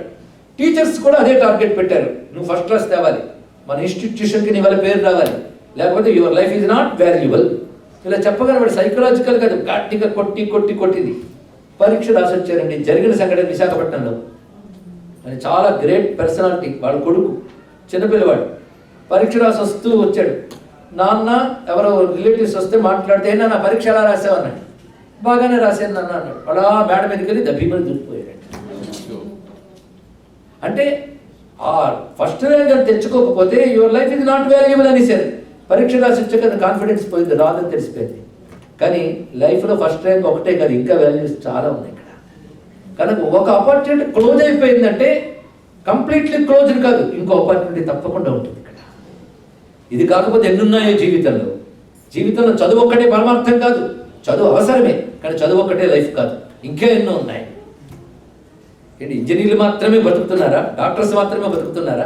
ఎంతమంది గ్రేట్ పర్సనాలిటీస్ లేరు? ఎంతమంది లేరు? కాళ్ళు చేతులు పనిచేయని వాళ్ళు కూడా ఎన్ని సాధించట్లేదండి. మీకు తెలుసు, శరీరంలో అన్ని ఇంద్రియాలు చచ్చుబడి కేవలం వీల్ చైర్లోనే జీవితాంతం గడిపిన మహానుభావుడు అని పేరు మీకే తెలియాలి, ఒక సైంటిస్ట్. అలాంటి పర్సనాలిటీస్ గుర్తుపెట్టుకుంటాం.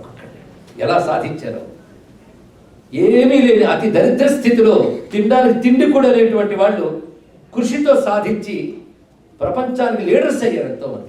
ఎందరు దరిద్రులు లీడర్స్ కాలేదు. అలాంటి గ్రేట్ పర్సనాలిటీ స్టోరీస్ ఎప్పుడు వింటూ ఉండండి. అలాంటి పర్సనాలిటీస్ గురించి వినాలి. అందుకే సుఖంగా బ్రతికిన వాళ్ళ స్టోరీస్ వినకండి, కష్టపడి బ్రతికిన వాళ్ళ స్టోరీస్ వినండి ఇక్కడ. అందుకే కష్టపడి కూడా గొప్పగా బ్రతికిన వాళ్ళ స్టోరీస్ చెప్పాలని వ్యాసుడు ప్రయత్నించాడు, వాల్మీకి ప్రయత్నించాడు ఇక్కడ. రాముడు కష్టపడ్డాడా, రావణాసురుడు కష్టపడ్డాడా? చెప్పండి అమ్మా పిల్లలు, ఎవరు కష్టపడ్డారు? రాముడే కష్టపడ్డాడు. రావణాసుడికి ఏముందండి, 10 తలకాయలు 20 చేతులు. ఎందుకంటే తినాలంటే ఒక నోరు సరిపోతుంది, 10 నోళ్ళు తెగ తిన్నాడు. లాక్కోవాలంటే ఎందుకంటే వాడివన్నీ లాగుకునే చేతులు, ఇచ్చే చేతులు కావు వాడి ఇక్కడ. ఇచ్చే చేతులు కావు, గివింగ్ హ్యాండ్స్ కావు, ఈటింగ్ హ్యాండ్స్ అవన్నీ కూడా. అదే ప్రపంచాన్ని అనుభవించేయాలి, లాక్కోవాలనేది 20 చేతులు. మనకన్నీ 20 చేతులు కాదు, 1000 చేతులు కూడా ఉన్నాయి. ఏది కనబడితే లాక్కి తినేస్తాం. అదే పురాణాలు 1000 చేతులు వాళ్ళు, 20 చేతులు వాళ్ళు అంటే మనకి రెప్లికాలు ఇవ్వడు అందరూ. వాళ్ళ లాక్కుని నీ లాగుకుని ఎంత తినేయాలి ఎంత తింటావా ఏ బాబు. వాడు సుఖపడ్డాడు, కష్టపడ్డాడు. ఎవడు అడవులకు పోయని రాముడు. ఆయనకి అంత కష్టపడాల్సిన అవసరం ఏముందండి. ఆ కైకేయి వాళ్ళ నాన్నకి ఏదో మాట ఇచ్చింది, ఏంటి నీ పిల్లాడు అడవికి వెళ్ళాడు 14, నా పిల్లాడు రాజ్యం వెళ్ళాలి. అది కూడా ఎప్పుడో దశరథుడు అన్నాడు, నువ్వేదైనా కోరుకుంటే తప్పకుండా ఇస్తాను, నువ్వు చాలా హెల్ప్ చేసావు కనుక ఎప్పుడైనా కోరుకో అంటే 2 కోరికలు కోరుతాను కానీ ఇప్పుడు కాదు, అది ఈ టైమింగ్లో అడిగింది. తండ్రి మాట ఇచ్చాడు, కమిట్మెంట్. తండ్రికి అసత్య దోషం రాకూడదు, అందుకే కైకేయి చెప్పిన మాట పాటించాడు అంతే. అందుకని తండ్రి మాట వెళ్ళలేదు ఈయన, తండ్రి ఇచ్చిన మాట కాపాడాడు రాముడు. అది అంతే అందం. అప్పుడు ఒక్క కైకేయి, ఆ కైకేయి రాముడు బాణంతో కొట్టి రాజ్యం ఎక్కచ్చు. ఏ తండ్రుల్ని చంపేసి రాజ్యాలు లేని రాజులు లేరు. ఒకటి పేరు చెప్పండి, ఎవరండి? అబ్బా, అలాంటి హిస్టరీలే అక్కడ దొరుకుతాయి. తండ్రిని చంపినవాడు, కొడుకుని చంపినవాడు వీళ్ళే. కానీ ధర్మం కోసం చేతికి వచ్చిన రాజ్యాన్ని కూడా విడిచిపెట్టిన వాడిని హిందూ ధర్మం మనకు ఆదర్శంగా చూపిస్తుంది. అంటాడు దశరథుడు, ఎంత గొప్పగా అంటాడండి దశరథుడు, రామా మీ అమ్మకి నేను మాట ఇచ్చాను, అది నా పని, కానీ అయోధ్య నిన్ను కోరుకుంటాను కాబట్టి ఒక పంచే నిగృహ్యమా, నన్ను చంపేసి నువ్వు రాజ్యం ఎక్కన్నాడు. ఇదేదో బాగుంది నాన్న, నాకు ఐడియా రాలేదన్నాడు. తెలుసుకోవాల్సింది ఇక్కడ అంటే, ఇక్కడ రాముడు నాన్న నీకు సత్యం తప్పేమనుకో నీకు దోషం వస్తుంది. చూసారా, ఒక మాట తప్పితే ఒక దోషం వస్తుంది అనేటువంటి అద్భుతమైన విశ్వాసం ఇప్పుడు మనకు తోచనే తోచుంది. దీన్ని చాదస్తూ ఉంటారు ఎవడైనా, కమిట్మెంట్కి అంత వాగ్దానం అంటారు కదా. రాజకీయ నాయకుల ఏ మాట ఇచ్చినా పాటించకపోవడం, మేనిఫెస్టోలో ఉన్నవేవి ఒక్కడు జరగవు, అయినా మళ్ళీ వాడు ఎలక్షన్లో పెడతాడు, మనం ఓటేసేస్తాం. ఈ రాజకీయ నాయకులు వినగానే మా రాజు విన్నాడు రామచంద్రమూర్తి. ఇక్కడ మాటకు అంత వాల్యూ ఉంటుంది. నువ్వు మాట తప్పేవనుకో ఈ శరీరం పోయినా జీవుడు శాశ్వతం, ఈ దోషం జీవుడికి వస్తుంది, వాడికి నరకాలు వస్తాయి. కాబట్టి నువ్వు దుర్గతులకు వెళ్ళకూడదు నాన్న, అందుకు నేను సత్యాన్ని పాటిస్తాను వెళ్ళాడు. అది రామచంద్రమూర్తి. దానికోసం వెళ్ళాడు. వెళ్ళి ఎన్ని కష్టాలు అనుభవించానంటే అడవులైనా. అయితే నిజానికి ఆయనకి ఏం కష్టం, ధర్మాన్ని పట్టుకున్న వాడికి కష్టం కూడా ఫీల్లోకి రాదు. వాడు ధర్మాన్ని తృప్తితో ఉంటాడు కనుక, ఎవడి మనసులో తృప్తి ఉంటుందో వాటికి బయట ఏ కష్టం కూడా మనసుకి తాకదు. తెలుసుకోండి, కానీ కంటెంట్మెంట్, సంతోషం, ఇది మరొక వాల్యూ చెప్తున్నాను ఇక్కడ. ఎప్పుడు తృప్తిగా జీవించడం నేర్చుకోవాలి. తృప్తి ఎప్పుడు వస్తుందో తెలుసా, లేనివి చూసినప్పుడు కాదు, ఉన్నవి గుర్తించినప్పుడు. ఇక్కడ దానితో తృప్తి వస్తుంది. దానికి కంటెంట్మెంట్ చాలా ప్రధానం. తృప్తి పడాలి. ఉన్నవాడితో తృప్తి పడిపోయి ఇంకా దేనికి ప్రయత్నించగని కాదు, తృప్తితో దేనికైనా సాధన చేయాలి. తృప్తి మాత్రం ఎప్పుడు అవసరం. ఆ తృప్తి ఉండాలి. ఆ తృప్తిని వాడికి బయట ఏవి బాధించలేవండి. ఎందుకంటే ఇన్సిడెంట్స్ మన చేతుల్లో లేవు, అవి వస్తూ ఉంటే పోతూ ఉంటాయి. పూర్వకుని కర్మలు బట్టి నువ్వు వాటిని రిసీవ్ చేసుకునే పద్ధతిలో ఉండాలి. కానీ రామచంద్రమూర్తి కష్టం అనిపించాడు. మరి ధర్మరాజు బాగా సుఖపడ్డాడు, దుర్యోధనుడు సుఖపడ్డాడు. దుర్యోధనుడేగా అబ్బా యుద్ధం లేదు, యుద్ధం చేస్తే చచ్చిపోతాడని వాడికి తెలుసు. అదే మాయాజోదం ఆడి మొత్తం రాజ్యం తగ్గించుకున్నాడు. ఇదేదో బాగుంది. ఈయన వీడు ఆడింది మాయాజోదం అని తెలుసు. మాయాజోదం అని తెలిస్తే నువ్వెందుకు ఆడేవని అడుగుతాను. అందుకే ఏదో ఇరుక్కుపోయా. కానీ అక్కడ కమిట్మెంట్ని గౌరవించాడు ఆయన. పందానికి తలగొట్టారు, లేకపోతే అక్కడికే చంపవచ్చు. ఒక భీముడు తలుచుకున్నా, ఒక అర్జునుడు తలుచుకున్న ఒకటి మిగిలింది అక్కడ. కానీ వాళ్ళు ఓర్చుకుని వెళ్ళారు ఎక్కడికి, అడవులకి. కానీ మీరు ఎవరిని హీరో అంటారు? ఇందులో దుర్యోధనుని హీరో అంటారు, రావణాసురుని హీరో అంటారు? చెప్పండి. ధర్మరాజు హీరో, రాముడు హీరో. అంటే సుఖపడ్డ వారు హీరోలు కాలేరు, కష్టపడ్డ ధర్మానికి నిలబడ్డ వారే హీరోలు అవుతారు. హీరో కదా. అంతేగాని నీవు ఒక సుఖాన్ని మిస్ అయ్యావు, ఒక ప్లెజర్ని మిస్ అయ్యావు, అందుకు చచ్చిపోతాట. అరే ఏ ప్లెజర్స్ లేకుండా ఎంతమంది బాధపడుతున్నారు. నాకు ఎన్ని ఉన్నాయి, నా ప్లెజర్ నేను చూసుకుంటున్నానా కానీ నా వల్ల ఎవరికైనా ప్లెజర్ ఉందా? నా వల్ల 10 మందికి పనికి రావాలి.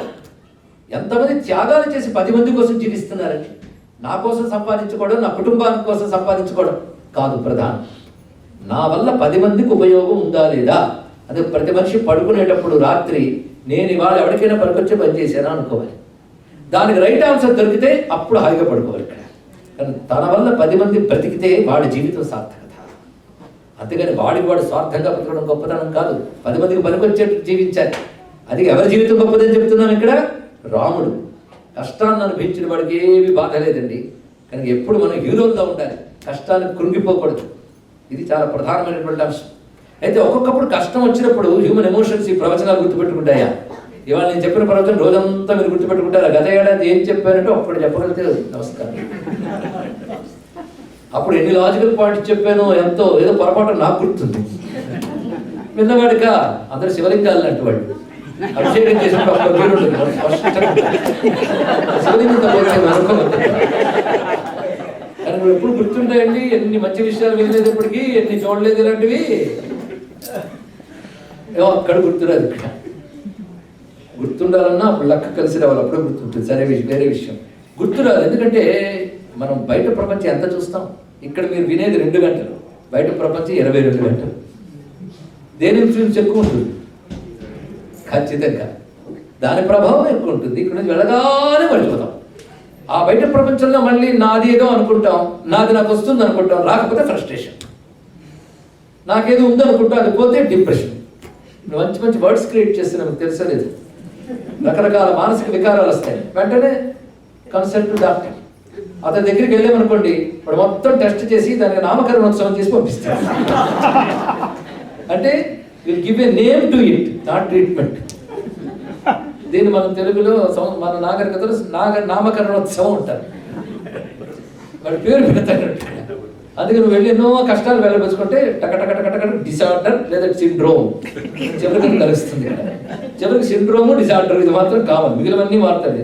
ఆ పేర్లే మనకు అర్థం కావు. అలాంటి కొత్త టెర్మినాలజీ. ఇంతవరకు అంతుపట్టని రోగం అంటే అంతుపట్టని ఒక పేరు. ట్రీట్మెంట్ ఏంటంటే పడుకోలేదు, మధ్యలో లేస్తే మరో మాత్రమే. అంతే కదా. ఒక ఆయన ఉన్నాడు, అలాగే లేస్తే తింటాడు, తరచు పడుకుంటాడు. ఇంకో పని లేదు వాడికి. వాడి పేరేంటండి? కుంభకర్ణుడు. అలాగా మనస్సును నిద్రపుచ్చడం కాదు, మనస్సుని మేల్కొలపడం కావాలి. ఇక్కడ ఒక మత్తుకు బానిసవై నిన్ను నువ్వు మర్చిపోతావా? నువ్వేంటో నువ్వు తెలుసుకో. అందుకే ఎప్పుడు కూడాను మనసుకు ట్రీట్మెంట్ ఏమిటి, వికారాలకు ట్రీట్మెంట్ ఏమిటంటే వివేకం, జ్ఞానం. ఈ మాట ధర్మరాజు అడవికి వెళ్ళేటప్పుడు ఆయన ఒక్క సిచ్యుయేషన్ ఒక్కసారి ఊహించండి మనం వినేటప్పుడు జాగ్రత్తగా. రాముడికి అలాగే రేపు పట్టాభిషేకం, ఇవాళ క్యాన్సర్, ఎంతకంటే ఏముందండి ఇక్కడ. దాన్ని ఎలా ఫేస్ చేశాడు ఆయన. అలాగే ఈయన గారికి ఒకసారి ధర్మరాజు క్యారెక్టర్ ఆలోచించండి.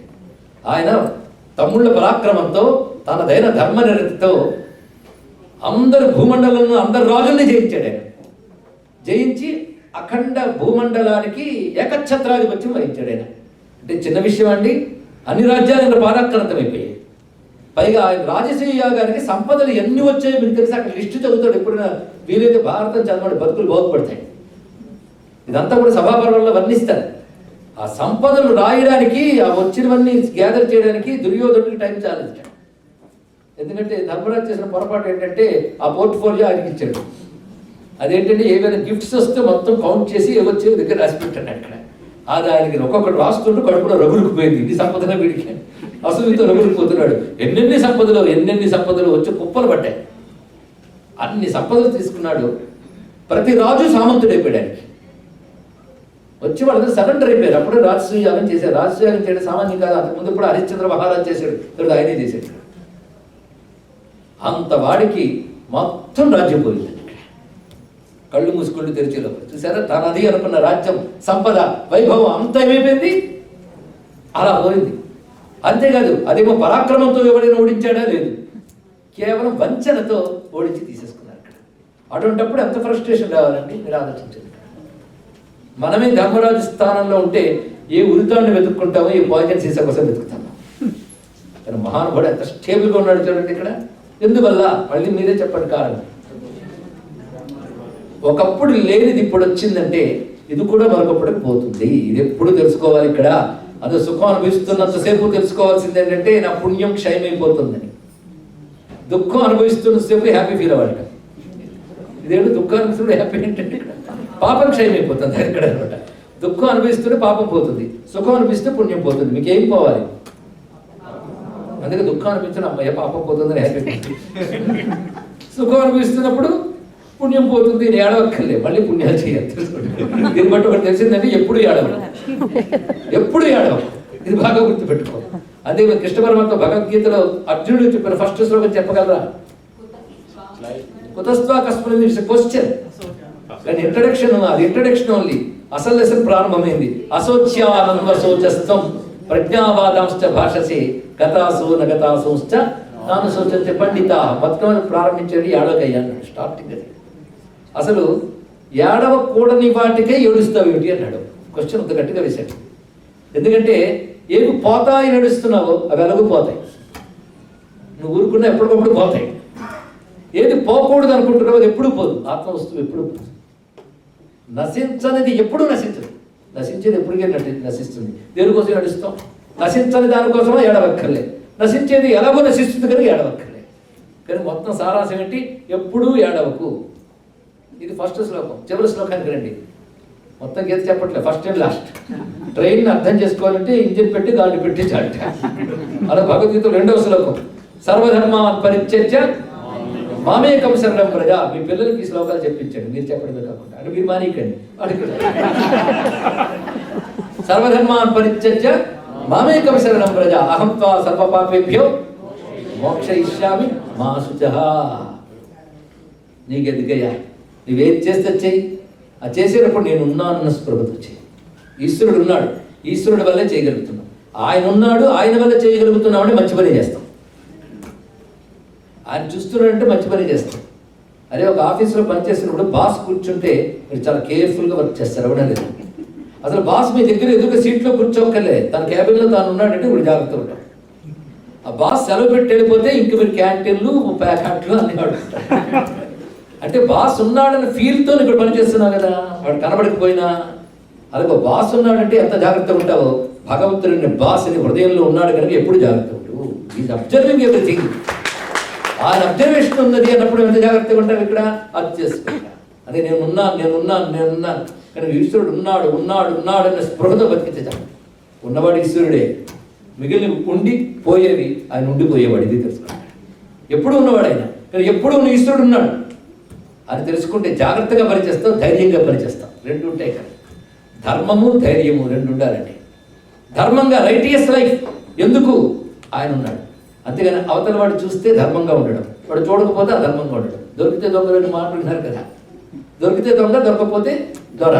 అదే మనం దొరకకపోతే దొంగతనం చేద్దాం కాదు. దొరికినా దొరకకపోయినా చూసేవాడు కన్ను ముయ్యలు, వాడు చూస్తూనే ఉంటాడు.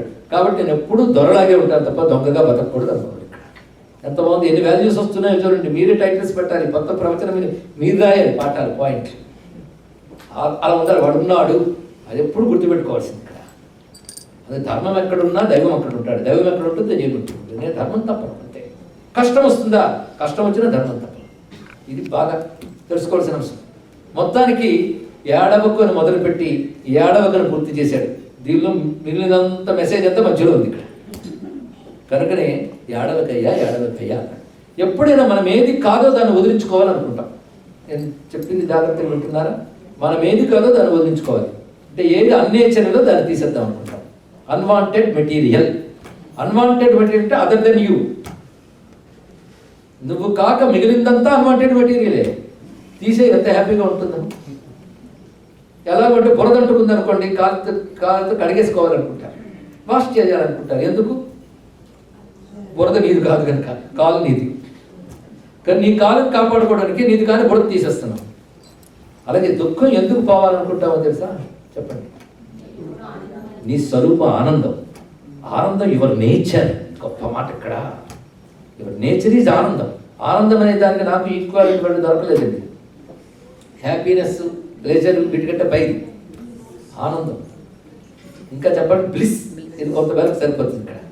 నీ స్వరూప ఆనందం, కానీ నువ్వే ఆనందం ఎప్పుడు ఏడుపెట్టే నీకు. ఇట్స్ ఆ నేచర్. తీసే బాగుండదు. అందుకే నేను ఆనంద స్వరూపుణ్ణి. అందుకు నువ్వెవడివి? చిదానంద రూప శివోహం. ఒక్కసారి అనుకోండి, దుఃఖం నాది కాదు, నేను ఆనంద స్వరూపుణ్ణి, నేను శాశ్వతుణ్ణి, ఐఎమ్ ఎటర్నల్. ఎలా ఎటర్నల్ అయ్యో ఈ శరీరం పోయిన నేను ఉంటా, అది ఎటర్నల్. I'm eternal. నేను సత్ చిత్ ఆనందం, నేను ఎటర్నల్. అంతేకాదు నేను చైతన్యం, నేను ఆనందం.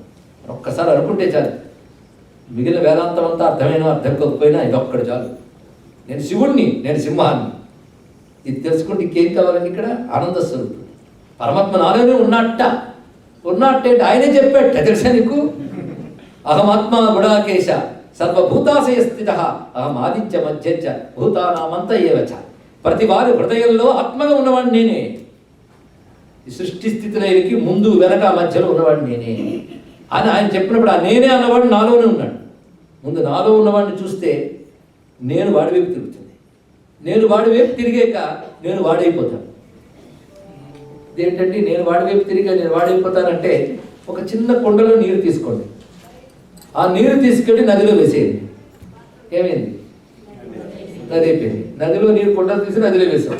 కనుక నాలో ఈ శరీరం అనే కొండలో ఉన్న నేను పరమాత్మ అనే నేనులో పడిపోతే ఏమైంది? కలిసిపోయింది. అదే అహం బ్రహ్మాస్మి అన్నారు ఇక్కడ. అది అటు అర్థమవుడు. అటు నుంచి ముందు నాలో పరమాత్మ ఉన్నాడు అప్పుడు అర్థమవుతుంది. వాడు గమనిస్తున్నాడు, నన్ను ఎలా గమనిస్తున్నాడు, నిన్ను ఎలా గమనిస్తున్నాడు. నీలో నాలో కాదు, సూర్యుల్లో ఆయన ఉన్నాడు, చంద్రుల్లో ఆయన ఉన్నాడు. ఇన్ని చోట్ల ఉన్నప్పుడు నేను ఎక్కడుంటే అక్కడే ఉన్నాడు. కనుకనే నన్ను బంధించి చెరసాల్లో పెట్టిన భగవంతుడు ఉన్నాడు. ఆ ధైర్యం ఉండాలండి ఇక్కడ.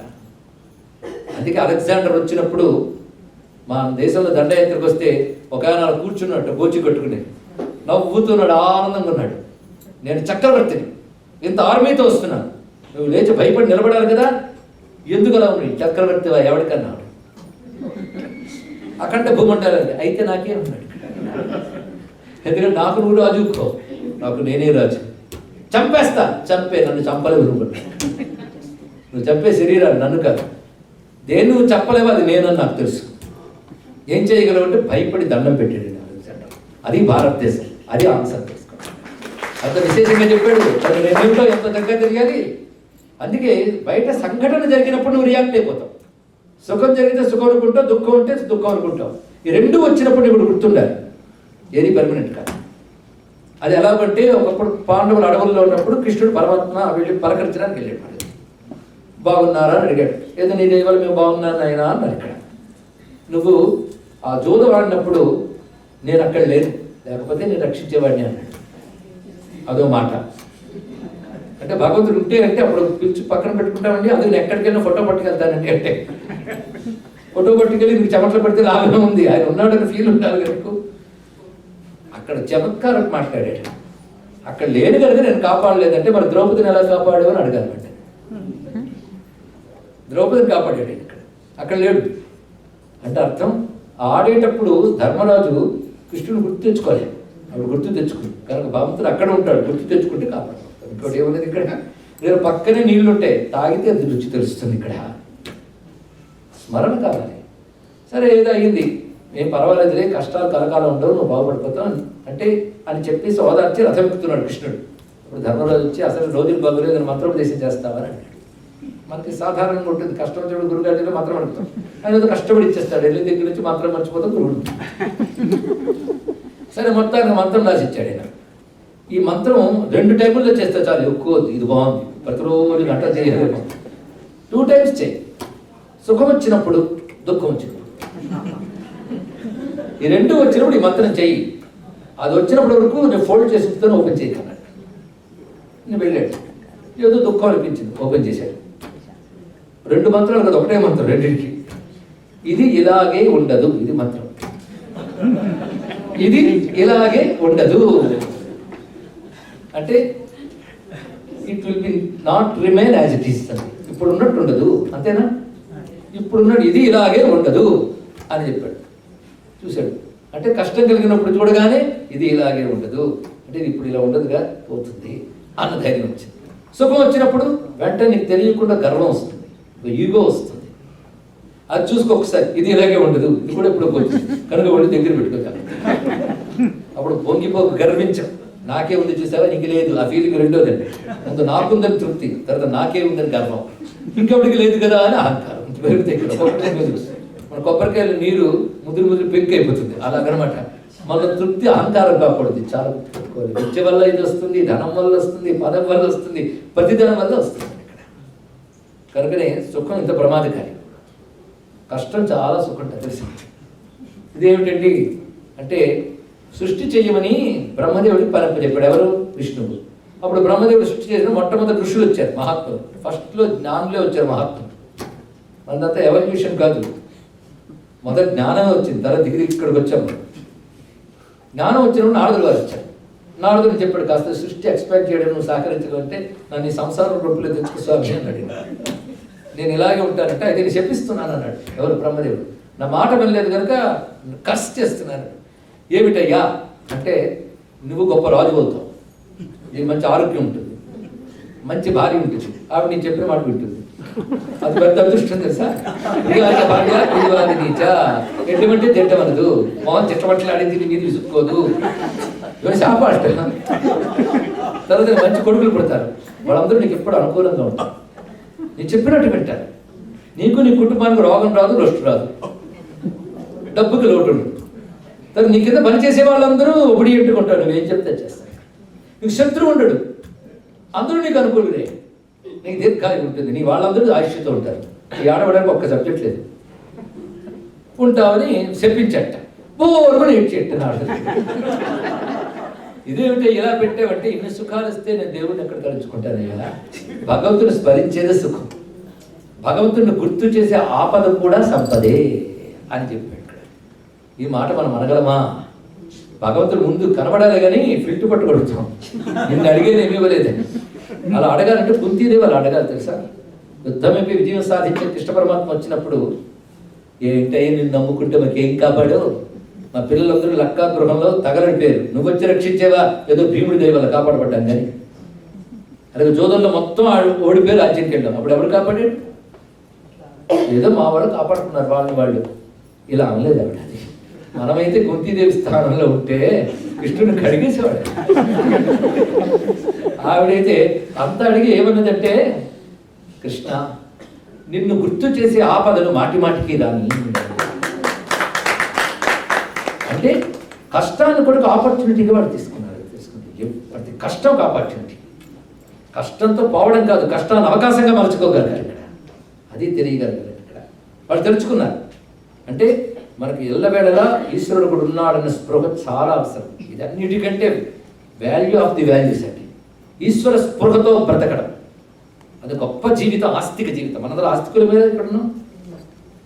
భగవంతుని ఎప్పుడూ తలంచుకోండి, ఇది చాలా ప్రధానమైన అంశం. ఇది విశేషంగా చెప్తున్నాను. అది ఇది ఇలాగే ఉండదు. ఈ మంత్రం బాగుందా లేదా? ఇదే మంత్రోపదేశం. ఇలా చెప్పేది నేను తావడం పట్టుకుని ఇది ఇలాగే ఉండదు, ఇది ఇలా ఉండదు రాలేదని అడగండి. దీన్ని మెమరైజ్ చేసుకోండి, సరైన సమయంలో తెచ్చుకోండి. కష్టం కలిగినప్పుడు ఇది ఇలాగే ఉండదు, కానీ ఎప్పుడు ఒకేలా ఉండే ఈశ్వరుడు మనలో ఉన్నాడు. అదే ఆయన ఎప్పుడు మారడు. ఎలా ఉన్నాడు? గతి భర్త ప్రభు సాక్షి నివాస శరణం సకృత్. గీతలో చెప్తున్నాడు, గతిగా ఉన్నాను, నేనే గతి నీకు, ప్రభువుగా ఉన్నాను. ప్రభు అంటే క్యాపబుల్ టు డూ ఎనీథింగ్. ప్రభు సాక్షి, నేను అబ్జర్వ్ చేస్తున్నాను, నీకంటే నేను అబ్జర్వ్ చేస్తున్నాను. మన అబ్జర్వేషన్ లిమిటెడ్ అండి. ఇప్పుడున్న ఇన్సిడెంట్ని చూస్తాం, ఇప్పుడున్న టైంని చూస్తాం, కానీ ఆయన అన్ని కాలాలను చూస్తాడు, అన్ని ప్రాంతాలను చూస్తాడు. మన observation has so many limitations. ఇది పట్టుకుని అహంకారం, మనకు అన్ని లిమిటేషన్స్. మన అబ్జర్వేషన్, మన ఇంటలెక్ట్, మన థాట్, వీటన్నిటికీ లిమిటేషన్స్ ఉన్నాయి. ఆయన అన్లిమిటెడ్. దానికి అనంత అని పేరు. భగవంతుడు తెలుసా, అనంతుడు ఆయన. సత్యం జ్ఞానం అనంతం బ్రహ్మ. కనుక అన్లిమిటెడ్ అయిన వాడు మనల్ని అబ్జర్వ్ చేస్తున్నాడు ఇక్కడ. ఇది తెలుసుకోవాలి. ఆయన అబ్జర్వేషన్ ఎలా ఉంటుంది. మనకి ఎవడో ఎదురుగా ఉన్నవాడు కొడుతున్నాడు అనుకుంటాం, వెనక్కి కొట్టేవాడు కనబడ్డు. ఎందుకు? వెనక్కి కళ్ళు లేవు కనుక. కానీ నిన్ను ముందుండేవాడిని, వెనకుండేవాడిని, మధ్యలో వాడిని, పై ఉన్నవాడు చూస్తాడు మేడ మీద కూర్చొని ఫ్లోర్లో. భగవంతుడు అలా గమనిస్తాడని తెలుసుకోవాలి. అందుకే పైన ఉన్నాడు అంటారు, కానీ ఆయన పైన లేడు, అందరిలో ఉంటూ అన్ని అబ్జర్వ్ చేస్తూ అందరిలో ఉన్నాడు ఇక్కడ. అది ఆయన అబ్జర్వేషన్. అలా అన్ని అబ్జర్వ్ చేసేవాడు నావాడు. ఆ ధైర్యం ఉండాలి. రామదాస్ కథ మీకు తెలుసు కదా, ఎన్ని హింసలు పడ్డాడు. పెద్ద తప్పు ఏం చేశాడైనా హింసలు పడ్డాడు. మహా అయితే రాజద్రవ్యం వాడాడు, తన కోసమా? అందరి కోసం వాడాడు. ఆయన పడ్డ హింసలు ఎవరైనా పడ్డారా? ఎలా చెరసాల్లో పెట్టి తానీషా హింసలు పెట్టాడో కోరుకుంట నవాబులు అక్కడ రాస్తారు. అన్ని బాధపడ్డాడు. బాధపడి అంత బాధను కూడా గట్టిగా పట్టుకున్నాడు. ఎవరిని? రాముడిని. తిట్టినా ఆయనతో ఆ పని చేయండి పర్వాలేదు, తిడుతూనో పొగుడుతూనో ఆయనతో లింక్ పెట్టుకోండి. కనెక్టివిటీ. అదే పిల్లలకి మనం ఇవ్వాల్సింది మరొక అద్భుతమైన గుణం ఏంటంటే కనెక్టివిటీ విత్ డివినిటీ. దివ్యత్వంతో అనుసంధానం, కనెక్షన్. ఈ కనెక్షన్నే పూజ అనండి, ధ్యానం అనండి, ఏమైనా అనండి, ఏం పర్వాలేదు. ఇక్కడ కనెక్షన్ నేర్పండి. మీ పిల్లల్ని మీరు ఎక్కడికి పంపించేసినా వాడికి భగవంతుడిని స్పృహ వాడిని రక్షిస్తుంది. కనెక్టివిటీ ఇవ్వండి. భగవంతుడిని తలంచుకోవడం అనే నేచర్ అలవాటు చేయండి ఇక్కడ. అందుకే మనకి పిల్లల బాల్యం నుంచే నేర్పాలి. ఎప్పటి నుంచి ఎందుకండి అంటే ప్రహ్లాదుడి వయస్సు ఎంతండి, ధ్రువుడి వయస్సు ఎంతండి, మార్కండేయుడి వయస్సు ఎంత, సుఖయోగితుడి వయస్సు ఎంత. కనుక నేను దానికి ఆఫ్టర్ రిటైర్మెంట్ స్కీమ్ పెట్టకండి. చిన్నప్పుడే వాడికి నేర్పాలి ఇక్కడ.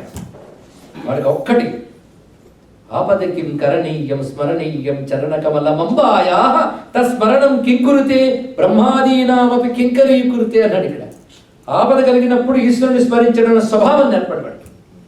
అయితే మీ పిల్లలకి మైండ్ సెట్ వాళ్ళు తిరుగుతున్న ప్రభావం బట్టి ఏర్పడుతుంది. కన్ఫ్యూజన్ అయిపోతున్నారు, ఇంట్లో ఒకటి బయట ఒకటి అని ఒక కంప్లైంట్ పెద్దవాళ్ళ నుంచి వినబడుతుంటుంది. ఎప్పుడు అలా అనుకోవద్దు. బయట ప్రపంచం ఎప్పుడు ఒక్కలా ఉండదు, అది ఎప్పుడు అనేక డిఫరెన్సెస్తోనే ఉంటుంది. కానీ మీ పిల్లవాడికి సంస్కారం ఆలోచన ఇంట్లోంచి ఇవ్వండి. ఎందుకంటే బయట మైండ్ సెట్ యొక్క ప్రభావంతో వాడు ఏమైనా ఆలోచించవచ్చు గాక, కానీ ఇంట్లో ఒక ఇలా ఆలోచించాలైనా బయట ఎక్కడున్నప్పటికీ కూడా నువ్వు ధైర్యంగా ఉండాలి. భగవంతుడు ఉన్నాడు, ఏ కష్టం వచ్చినా నాతో చెప్పు, నేను చెప్తాను. భగవంతుడు తలంచుకో, ఈ భరోసా ముందు ఇవ్వాలి. అందుకే తల్లిదండ్రులు పిల్లలకి ఒక వయసు వచ్చి ఇద్దరు స్నేహితులే అని చెప్పారు, ఫ్రెండ్స్ అండి. తల్లిదండ్రులు కంటే గొప్ప ఫ్రెండ్స్ పిల్లలకు మనకు ఉండదు. శ్రేయోభిలాషుల్లో తల్లి కంటే తండ్రి కంటే మరెవ్వరూ కాదు. మీరు వాళ్ళ ఫ్రెండ్స్ అనుకున్న వాళ్ళు కూడా ఆఫ్టర్ సమ్ టైం ఎవరి దారి వాడిది. తాను బ్రతుకున్నంత కాలం మీ గురించి ఆలోచించేది తల్లిదండ్రులే. తాము బ్రతుకున్నంత కాలం అన్నారు, మీరు బ్రతుకున్నంత కాలం కాదు. అందుకే తల్లిదండ్రులు ఫస్ట్ ప్రయారిటీ. వాళ్ళకే బాగా తెలుసు. వాళ్ళు ఏం చేయాలంటే వాళ్ళ తల్లిదండ్రులు మర్చిపోకూడదు, వాళ్ళ తల్లిదండ్రులు మర్చిపోకూడదు. కనుక వాళ్ళందరూ ఏ పరంపర, ఏ ధర్మంలో ఉన్నారో ఆ ధర్మానికి నువ్వు కట్టుబడి ఆ ధర్మాన్ని పిల్లలకి నేర్పు. నాయన, నువ్వు బయట ఏ ప్రపంచాన్ని చూసినా నువ్వు తినే తిండి ఇంట్లో, నీకు వచ్చిన శరీరం మా రక్తంతో వచ్చి, మా రక్తానికి కారణం వాళ్ళ రక్తం. ఇలా నీ వెనకాలంటే ఇది రూట్స్, వీటిని మర్చిపోకూడదు. అందుకే చెట్టు కొమ్మలు పెంచుకుంటూ ఆకాశం దాకా ఎదగవచ్చు, కానీ భూమితో సంబంధం కట్ చేసుకోకూడదు. ఎవరా లేదా? ఎంత స్ప్రెడ్ అయినా, ఎంత బ్రాంచెస్ విస్తరించినప్పటికీ కూడా భూమితో ఉన్న రిలేషన్ మాత్రం వదలకూడదు. ఆకాశంకి హద్దు లేదు, అంతే కదా.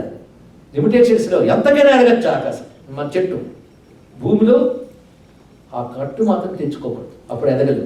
అలాగే మీరు బయట ప్రపంచంలో ఎంత ఎదిగినా ఇంటితో ధర్మంతో ఉన్న బంధం తెగకూడదు. అది చాలా ప్రధానం. దానితో ముడిపడి ఉండాలి. అవి ఇచ్చిన ఆలోచనలు తెచ్చుకోండి. ఇక్కడ కన్ఫ్యూజన్ ఏం లేదండి. ఎందుకంటే మీరు ఎన్ని సైన్సెస్ చదువుతున్నారు కాలేజీకి వెళ్తే, ఫిజిక్స్, కెమిస్ట్రీ, హిస్టరీ, మ్యాథమెటిక్స్ ఎన్ని చదువుతారే. అమ్మ ఇన్నా కన్ఫ్యూజన్ అంటే ఒకటి ఉంటే చాలు అంటారా? ఇన్ని తీసుకుంటూ మీకు ఏది కావాలో అది వాడుకుంటారు. మ్యాథ్స్ ఎప్పుడు వాడుకోవాలి, కెమిస్ట్రీ ఎప్పుడు వాడుకోవాలి, ఇవన్నీ వాడుకుంటారు. దానిలో ఒక స్పెషలైజేషన్ ఏదో ఒకటి చేస్తారు. అంటే అన్ని గ్రహించగలిగే శక్తి చిన్నప్పుడు ఉంటుంది. అలాగే భాషలు కూడా చిన్నప్పుడే భాష నేర్చుకుంటేట ఒక 4 లాంగ్వేజెస్ నేర్చుకోవచ్చు చిన్నప్పుడు. వాళ్ళ బ్రెయిన్ పవర్ అలా ఉంటుంది. పెద్ద నేర్చుకోవాలంటే వాటి పుస్తకాలు చూస్తుంటారు. చిన్నప్పుడు మెమరీ పవర్ అంత బాగుంటుంది. అదే చైల్డ్గా ఉండేటప్పుడే అన్ని లాంగ్వేజెస్ నేర్చుకోవాలి. నేర్చుకుంటే బ్రెయిన్ పవర్ పెరుగుతుంది. చూసారా, మా పిల్లలకి తెలుగు రాదు, ఏం చేస్తామంటే ఇక్కడ ఎవరు తెలుగు మాట్లాడరు కదా అంటే, నేను ఇక్కడ తెలుగు బాగా మాట్లాడే ఇక్కడ పుట్టిన వాళ్ళని చూశాను. ఏ ఇంగ్లీష్ వాళ్ళు ఫ్రెంచ్ నేర్చుకోవట్లే. అందుకే అది నేర్పండి. దీనిలో వాల్యూస్ చెప్పండి. తప్పకుండా వాళ్ళకి దాన్ని కట్టుబడి ఉంటారు. ఎప్పుడు భగవంతుడు ఉన్నాడన్న ఒక విషయాన్ని ఎప్పుడు మరువరాదు. ఇది తీరంగా ఉండాలి. అయితే మనం ఎన్ని విన్నా బయట వచ్చేటటువంటి సిచ్యుయేషన్స్, ఇన్సిడెంట్స్ వల్ల తప్పకుండా ఇన్ఫ్లుయెన్స్ అవుతాం. మనసులో మూడ్స్ చేంజ్ అవుతాయి. ఒక మూడు చాలా డిప్రెషన్ తీసుకెళ్ళిపోతుంది. కానీ అలాంటప్పుడే నువ్వు ఇప్పుడు విన్నవి ఒక రికలెక్ట్ చేసుకో, చాలా అవసరం. అందుకు కొన్ని లైన్స్ రాసుకుంటారు గోడ మీద, కొంతమంది కొటేషన్స్, రిమైండర్స్ పెట్టుకుంటారు. అవి నీకు ఎప్పటికి కూడా గుర్తు చేస్తాయి. అలా పెట్టుకోండి. ఈ వాక్యాలు తప్పకుండా పనిచేస్తాయి. ఈ మూడ్స్ అలా వచ్చినప్పుడు మాత్రం చచ్చిపోవాలనిపిస్తుంది అప్పుడప్పుడు. ఎవరికైనానండి, ఇంతమంది ఉన్నారు, ఎంతోమంది బయట ఉన్నారు. ప్రతి హ్యూమన్ బీయింగ్కి ఎంత గొప్పవాడైనా చచ్చిపోతే బాగుండన్న సిచ్యుయేషన్ ఎప్పుడైనా వస్తుంది. ట్రై చేయొచ్చు కూడా. ఆ ట్రయల్ ఫెయిల్ అయిపోతే బతికిపోతాడు, అంతే. కానీ ప్రతి వాడికి అనిపిస్తుంది. కానీ ప్రతివాడు పోడు. అక్కడ మళ్ళీ ప్రారంభం అదృష్టం నేను వాటి మాట ఇప్పుడు ఆడట్లేదు. మన చేతిలో ఏదుందో అదే చెప్తున్నాను. ఇక్కడ మనం చేయగలిగేటప్పుడు ఇక్కడ సిచ్యువేషన్ ఎదురు ఎలా ట్యాకిల్ చేయాలి అది ఒక్కటి నేర్పాలి. అది చేయాలంటే మళ్ళీ మాకు హనుమంతుడు గురువు గారు.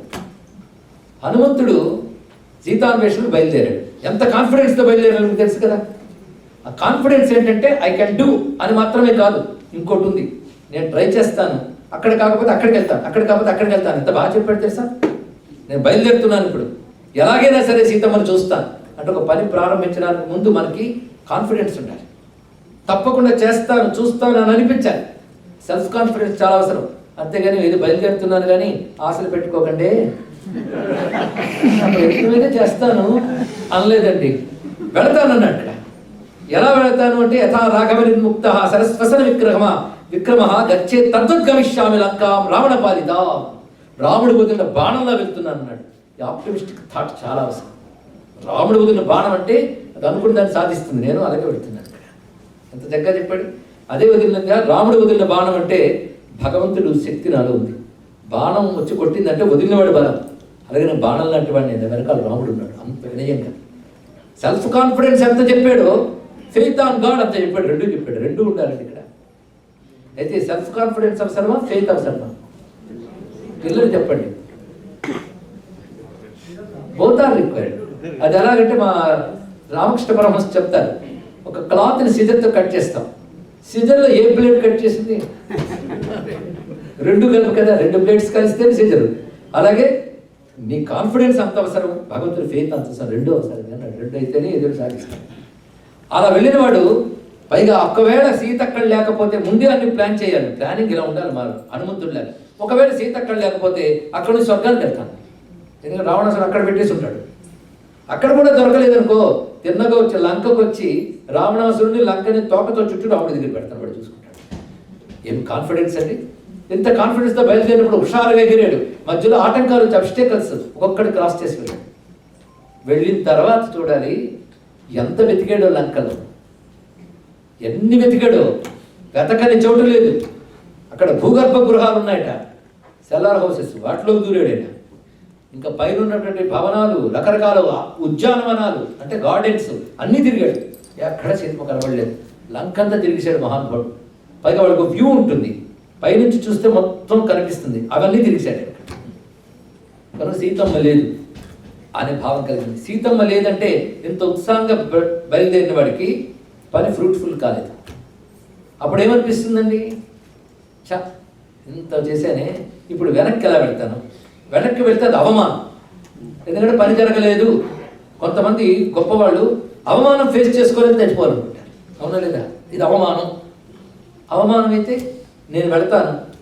ఒక్కొక్కరు నాకు అవమానమే కాకుండా వాళ్ళు గ్రేట్ లాస్. నేను పని సాధించలేకపోయానంటే సుగ్రీవుడు తట్టుకోలేడు. ఎందుకంటే ఆయన కమిట్ అయిపోయాడు. ఆయన కమిట్మెంట్ వేస్ట్ అయిపోయింది. రాముడు సీతమ్మ లేక నిలవలేడు. అటు ఇటు అందరూ దెబ్బతింటారు. కాబట్టి నేను ఇక్కడ నుండి పడి మంచిది, వెళ్ళను నేను అంటే ఎస్కేప్ ఇజమా. నేను ఇక్కడే ఉంటాను. ఉండేం చేస్తావు? వెతుకుతాను. అంతొకటి. ఎంతవరకు వెతుకుతావు? సీతమ్మ దొరికే వరకు వెతుకుతాను. అది ఆ పట్టు ఉండాలి. ఒకవేళ నేను వెళ్ళడం కంటే ఈ సముద్రంలో పడి చచ్చిపోవడం బెటర్, అగ్ని రగిల్చుకుని అందులో పడిపోవడం బెటర్. ఇలాగే అంటాడు హనుమంతుడు. అందులో చదవండి సుందరకాండ. హనుమంతుడికి కూడా సూసైడ్ కమిట్ చేయాలనిపించింది అనమాట అని కాదు. ఆయన ఏమంటున్నాడు, వెళ్ళి చెప్పడం లేదని చెప్పడం కంటే పోవడం బెటర్. కానీ పోకూడదు, చనిపోకూడదు. అది అంటున్నాడు హనుమంతుడు. వెంటనే అంటాడు, ఎప్పుడు చనిపోకూడదు, బ్రతకాలి, అనుకున్న సాధించే వరకు బ్రతకాలి. నా మీద నమ్మకం ఉండాలి, భగవంతుడి నమ్మకం ఉండాలి, చేసే పని మంచిదవ్వాలి. ఈ మూడు నా దగ్గర ఉంటే తప్పకుండా భగవంతుడు నాకు మంచి తోవ చూపిస్తాడు అనుకున్నాడు. ఇంకా సీతమ్మ జాడ కనబడలేదు. అప్పుడు ఆయన అన్న మాట కూడా ఉంది, నేను సంస్కృతంలో చెప్తున్నాను. ఇందాక అమ్మవారు చెప్పిన మాట గుర్తుందా? ఏది జీవంతమానందో నరం వర్ష శతాదపి. ఇక్కడ హనుమంతుడు చెప్పిన మాట చెప్తున్నాను. ఏమి చెప్తున్నాడంటే, వినాశే బహవో దోషాః జీవన్ భద్రాని పశ్యతి. ఈ వాక్యం అలాగే గుర్తుపెట్టుకోండి. వినాశే బహవో దోషాః. వినాశే అంటే నాశనం, అంటే చనిపోవడం. చనిపోతే ఆ చనిపోవడంలో అన్ని దోషాలు ఉన్నాయి. పోయామంటే పోయాం, ఏమీ లేదు వాడికి. పోయిన వాడికి ఏమీ లేదు. బ్రతుకున్న వాడికి ఎప్పటికప్పుడు తప్పకుండా లభిస్తుంది. గుర్తుపెట్టుకోండి. పోయినవాడు లూజెస్ ఎవ్రీథింగ్, మొత్తం వాడికి లాసే. బ్రతుకున్న వాడికి ఎప్పటికైనా జీవన్ భద్రాని పశ్యతి. ఈ మాట మంత్రంలా చెప్పండి మా పిల్లలకి. బ్రతుకుంటే ఎప్పటికైనా భద్రాలు చూడగలం. భద్రం అంటే అర్థం ఏంటి? శుభం, మంగళం, ఆనందం. బ్రతుకుంటే ఎప్పటికైనా భద్రాలు చూడగలం. పోతే అన్ని పోయి ఏముంది ఇక్కడ? కనుకనే వినాశే భగవో దోషాః జీవన్ భద్రాని పశ్యతి. ఇది బాగా గుర్తుపెట్టుకోవాలి అనుకున్నాడు హనుమంతుడు. మరొక మాట అంటాడు, ఇంత తిరిగాడు కనబడలేదు, అయినా ఉత్సాహంగా తిరుగుతాడు. ఏమండి, ఎంతో ప్రయత్నం చేసి జరగకపోతే ఉత్సాహం ఉంటుందా? పోతుంది. తర్వాత వాడు చేసినా యూరో అని చేస్తాం, ఏడుస్తూ ఉత్సాహంగా చేయం. కానీ హనుమంతుడు అంటాడు, ఎప్పుడు ఫ్రస్ట్రేషన్కి వెళ్ళకూడదు, డిప్రెషన్లోకి వెళ్ళకూడదు, ఉత్సాహంగా ఉండాలి మనిషి. అంటే నో ఫ్రస్ట్రేషన్, నో డిప్రెషన్. దీనికి ఒక వర్డ్ ఉందండి సంస్కృతంలో, గొప్ప టర్మ్, అనిర్వేద. నిర్వేదం అంటే నిరాశ, నిర్వేదం అంటే దిగులు, నిర్వేదం అంటే దైన్యం. ఇన్ని అర్థాలు ఉన్నాయి నిర్వేద శబ్దాన్ని. అది లేకుండా ఉండడం దట్ అనిర్వేదం. అది ఉండాలి ప్రతి వాడికి ఉండవలసింది. అనిర్వేదం అంటే ఉత్సాహంగా ఉండాలి, దిగులు రానియకూడదు, దుఃఖం రానియకూడదు. అటువంటి వాడే ఏదైనా సాధించగలడు. అదే అనిర్వేద శ్రేయో మూలం, అనిర్వేద పరం సుఖం, అనిర్వేదో హి సతతం సర్వార్థేషు ప్రవర్తక. ఈ శ్లోకం అనిర్వేద అర్థం చేశారు కదా. అనిర్వేద శ్రేయో మూలం. అనిర్వేదం ఉంటే అన్ని సంపదలు నీకు వస్తాయి. అనిర్వేద పరం సుఖం. అనిర్వేదం ఉంటే గొప్ప గొప్ప సుఖాలు నీకు వస్తాయి. ప్రెజర్స్ అన్ని నీవే. అనిర్వేద పరం సుఖం. అనిర్వేదో హి సతతం సర్వార్థేషు ప్రవర్తక. నువ్వే పని చేసినా అనిర్వేదంతో చేయి. అది నీ మనస్సును అలా తయారు చేసుకో, తప్పకుండా సాధిస్తావు అని హనుమంతుడు మళ్ళీ వెతికాడు. ఆ వెతుకుతూ వెతుకుతూ ఉంటే రాత్రంతా అయిపోయింది, తెల్లవారుతుంది. ఒక కోట బురుజు మీద కూర్చున్నాడు ఆయన. ఆయనకు అదొక శక్తి ఉంది కదా, ఆ పైన కూర్చొని ఆలోచిస్తున్నాడు.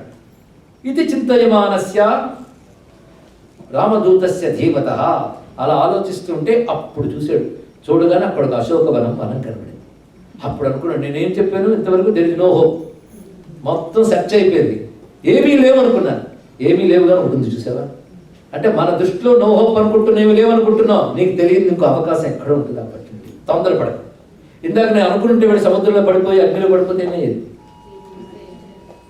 అశోకవనమే కనబడేది కాదు. అప్పుడు నేను జాగ్రత్తగా ఉన్నాను కనుకనే ఇప్పుడు అశోకవనం కనబడింది. అంటే వెతకనే ఒక చోటు ఉంది, సెర్చ్ చేయని ఒక చోటు కనబడింది. ఇక్కడ సీత ఉండొచ్చేమో అంటున్నాడు. అప్పుడు ఆయనకి ఈ థాట్ ఎవడిచ్చాడు అక్కడ చెప్తాడు.